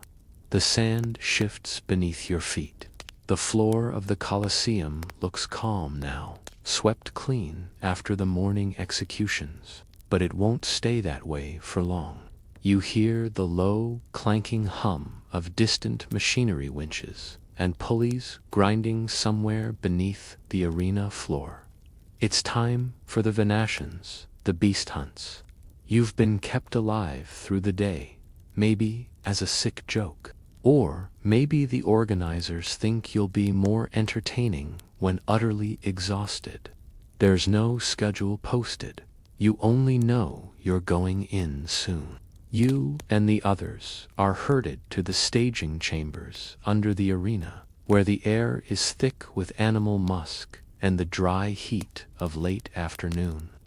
There's a system beneath the Colosseum, a labyrinth of cages, trapdoors, elevators, the hypogeum. You catch glimpses through iron bars, leopards pacing in tight circles, crocodiles with jaws lazily agape, and lions roaring just to hear the sound echo off stone. Slaves move between cages like nervous ghosts.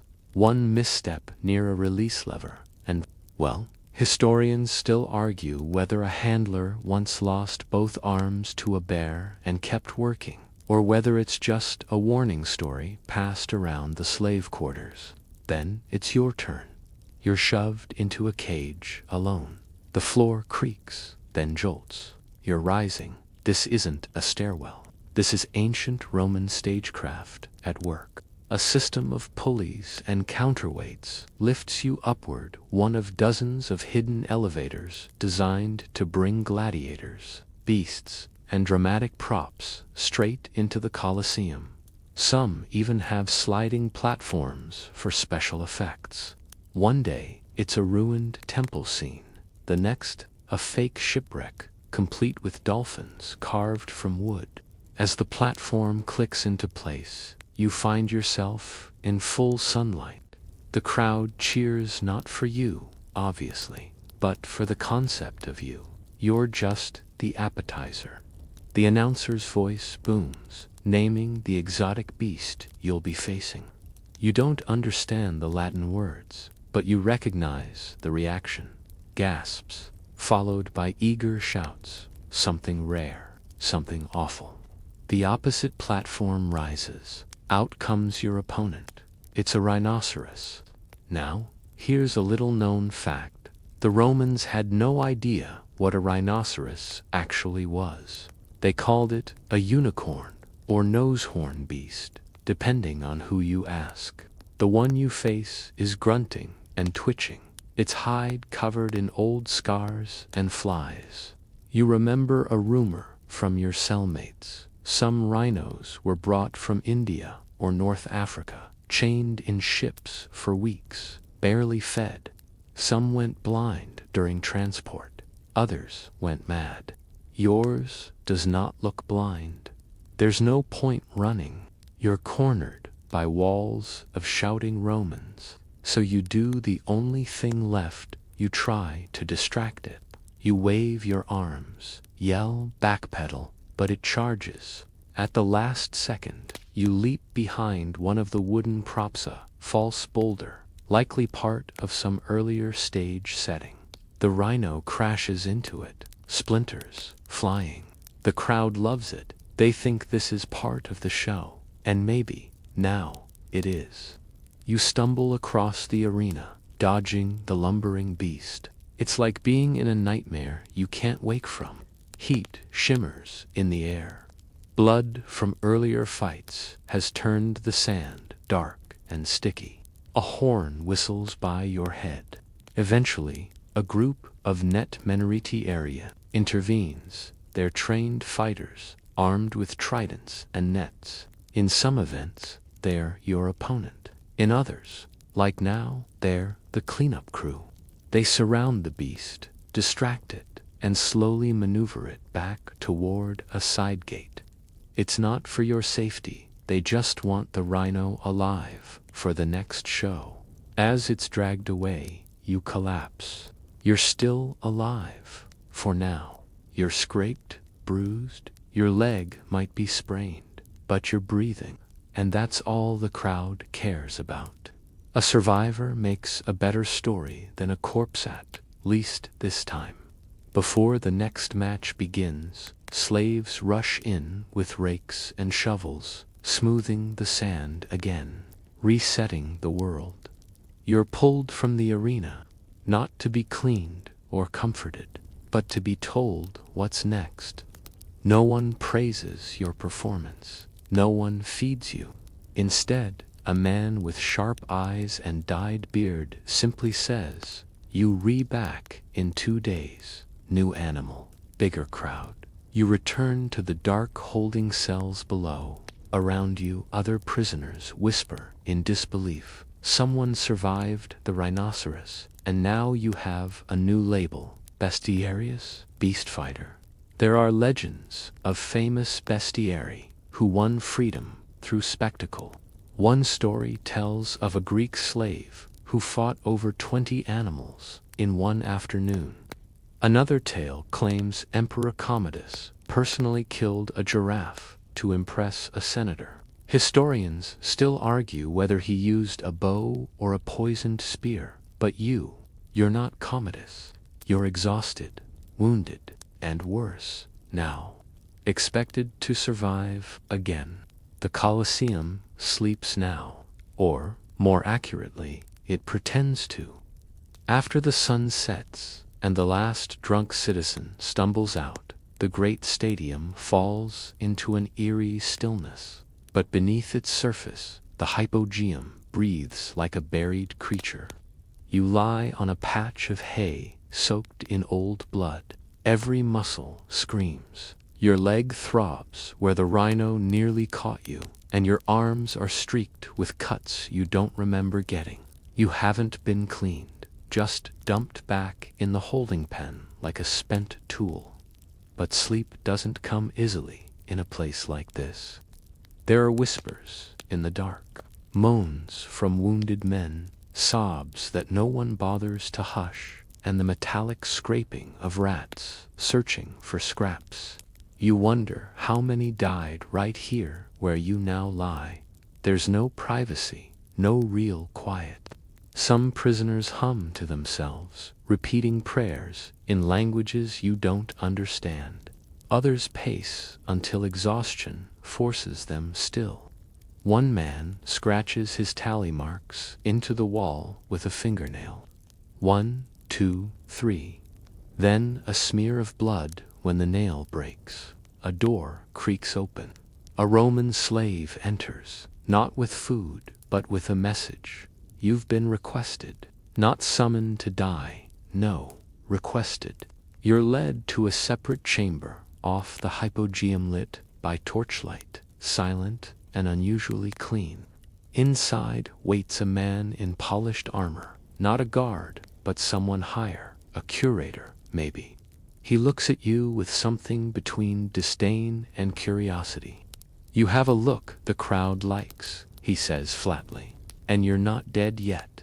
That's enough, he gestures. And another slave brings in a wooden crate. Inside are strips of dried meat, a flask of water, and a small pouch of ointment. Consider it an investment. In 2 days, you return. But this time, not as a disposable. You're confused. He sees it. You're a name now, he says, as if annoyed by the fact. You don't belong to yourself anymore. You belong to them. You're a character in their games. And when you stop amusing them, they'll forget your name just as quickly. You're sent back with the supplies. The other prisoners see you return with food and medicine, and their eyes burn, some with envy, some with hope. One spits as you pass. Back on your hay pile, you eat in silence. You've tasted better, but nothing ever felt this necessary. The next morning, you're awakened before dawn. A medic slaves and gives you something that stinks of vinegar to drink. It numbs the pain, not much else. Then the training begins. You're not a gladiator, not yet, but you're being shaped into one. A Lanista, one of the grim trainers who works for the game's drills. You relentlessly.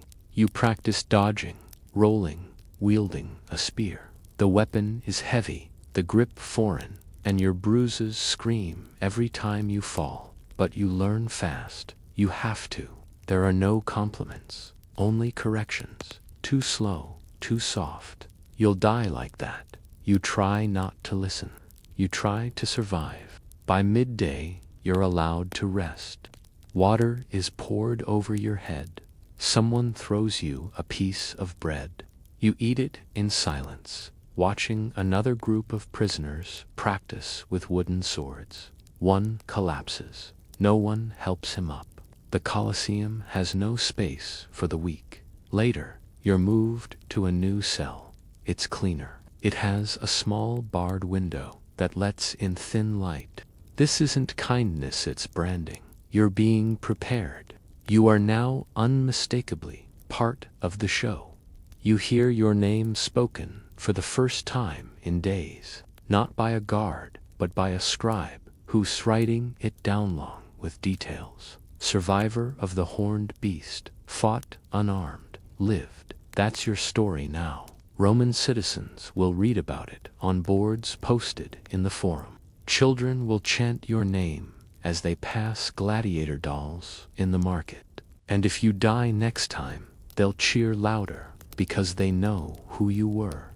Night falls again. This time, you sleep. Not because the pain is gone, but because you've crossed a threshold. You're no longer just surviving. You're part of something bigger, darker, and older than yourself. You've stepped into the machinery of Roman entertainment, a place where blood feeds the empire's joy, where fame is just a word that means the crowd remembers you until it doesn't. You dream of the sand, of horns, of heat, of thousands of eyes watching your every breath. And when you wake, heart pounding, drenched in sweat, you realize you no longer fear dying in the arena. You fear what happens if you keep living.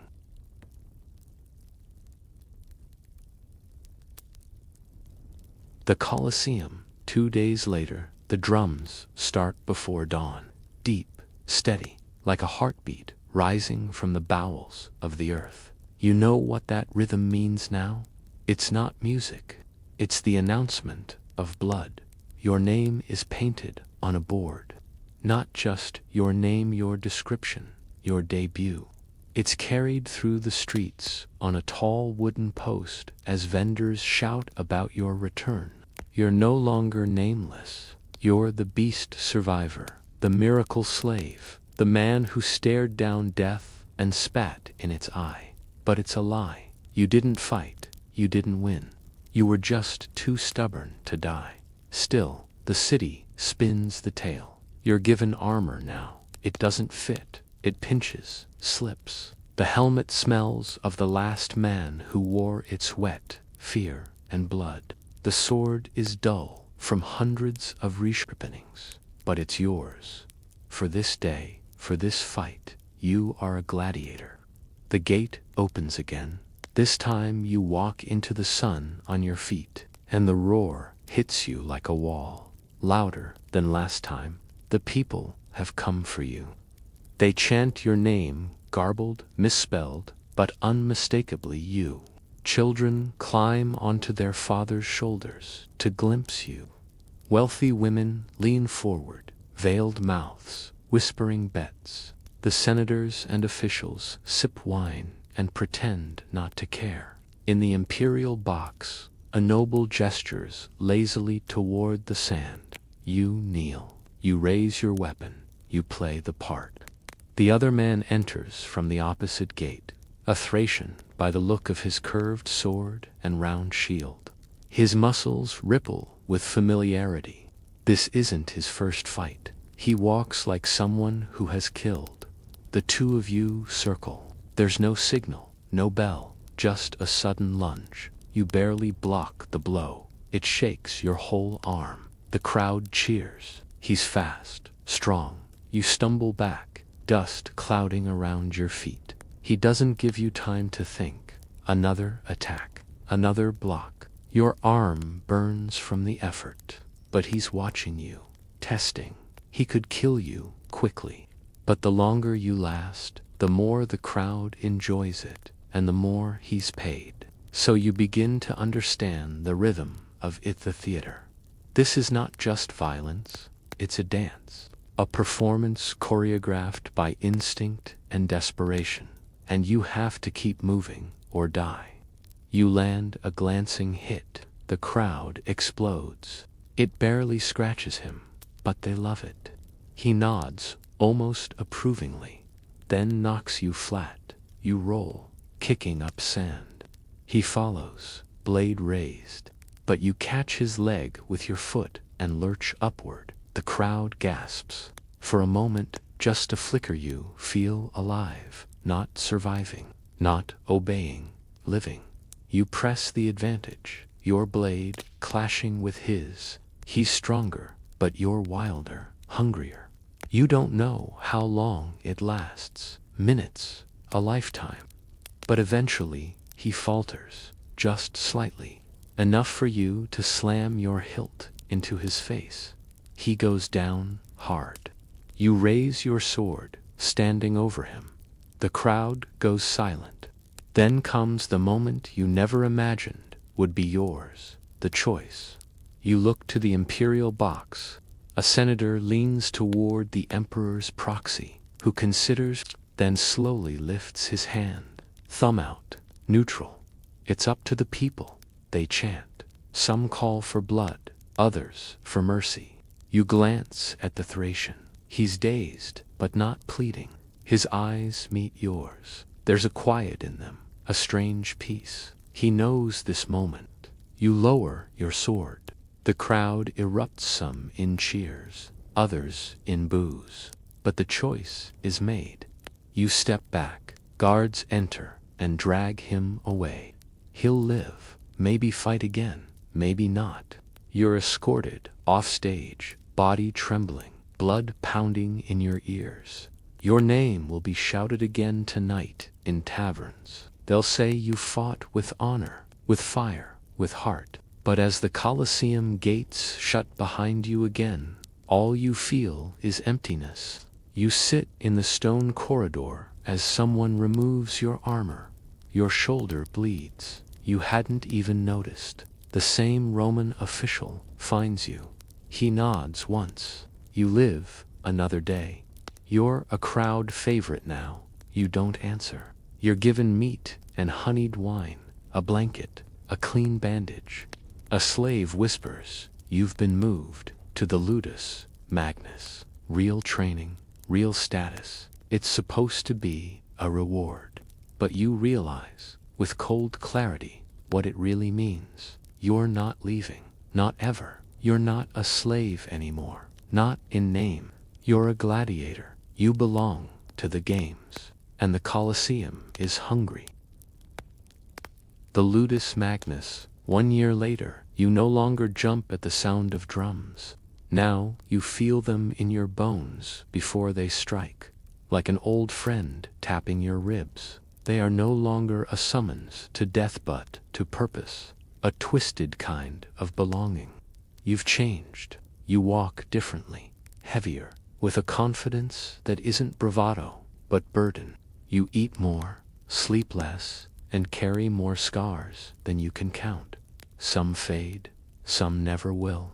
One runs from your collarbone to your hip. The crowd loved that one. Your name is now legend in certain quarters of Rome. Street children chant your victories. Murals of your silhouette appear in wine shops and bathhouses. Roman women toss roses into the arena before your matches. They don't know your story, only the myth that was made of you. But you remember your village, the night of fire, the march through dust and chains, the boy who died in the wagon beside you, the smell of burning hair, the silence in the mines, the cold steel collar. You remember the beast in the dark, and the way you begged the stars to make it quick. That man is dead. What remains is something Rome forged in blood and dust and fame. You live now in the Ludus Magnus, the training grounds of champions, the place where gladiators are polished into icons or broken into bones.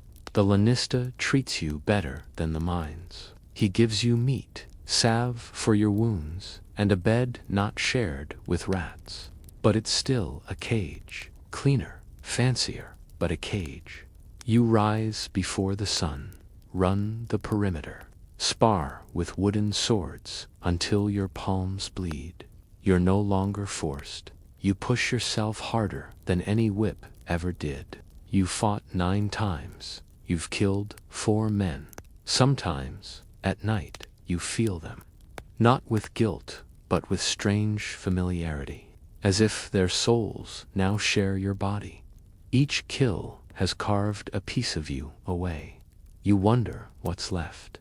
And then, one morning, the summons comes. A special match. An exhibition before an imperial envoy, possibly the emperor himself. They dress you in gold-trimmed armor, paint your shield with a red eagle. You're not just a gladiator now. You're Rome's property, her showpiece. The gate opens, and you enter the arena once more. But this time, you notice something you never did before. Silence. Not dread, not anticipation. Reverence. They know you. They cheer not for the novelty of your death, but for the spectacle of your life. And across from you stands your opponent, not a desperate slave, but a legend. A champion, retired, returned for one last fight. He's older, slower, but seasoned. His eyes carry storms. You nod, he nods back. And when you clash, it's different. There's no scramble, no wild flailing, only mastery. Each strike is measured, each block calculated, like 2 men writing poetry with steel. The crowd is breathless, and for a moment, in the center of that roaring Colosseum, you feel free, not because you're safe, but because you've become more than what they made you.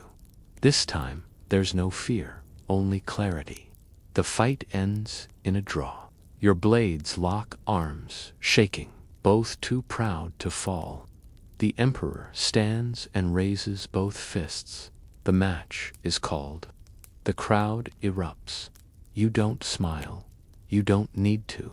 That night, alone in your cell, you stare at the torchlight dancing on the wall, and for the first time since the mines, you whisper your real name aloud. Not the Roman nickname, not the arena title, your true name. And you weep, not because you're broken, but because, despite everything, you remember who you were and who you still are beneath the armor, the fame, the scars. You're not free, but your spirit is no longer theirs. And that, in this brutal, roaring empire, is victory. The arena is quiet now, not just empty, but still. The kind of stillness that sinks into stone after generations of noise, after centuries of cries and roars, and the thunder of sandals against sand. Your cell is dim. The torchlight flickers softly against the rough walls. You lie back on the thin cot. You listen to your breath, slow, deep, steady. You survived, not just the fight, not just the mines, not just Rome. You survived becoming something else, sound then finding your way back to yourself. Outside, the stars emerge, the same stars that once watched over your village, the same ones that watched you fall. But you have. There are no chains on your wrists tonight. No one shouts your name. No crowd demands your blood. It's just you now, and your name, your real name echoes once more in your mind like a lullaby. You touch the scar across your chest, not with shame, but with peace. Each wound tells a part of your story. Each one a reminder that you were not defeated. The fight may never truly be over. Rome will always hunger. The sand will always thirst. But tonight, you rest, you close your eyes, and as the wind brushes through the iron bars, carrying with it the distant scent of olives and stone, you let your thoughts drift far from the city, back to the hills, the trees, the laughter of those you loved. Sleep comes easily now, not from exhaustion, but from freedom, real freedom, the kind no empire can take. And as your breath deepens, and your muscles loosen, and the darkness wraps you gently like a cloak, you remember one last thing. You are not what they made you. You are what you chose to become. And in that quiet, sacred truth,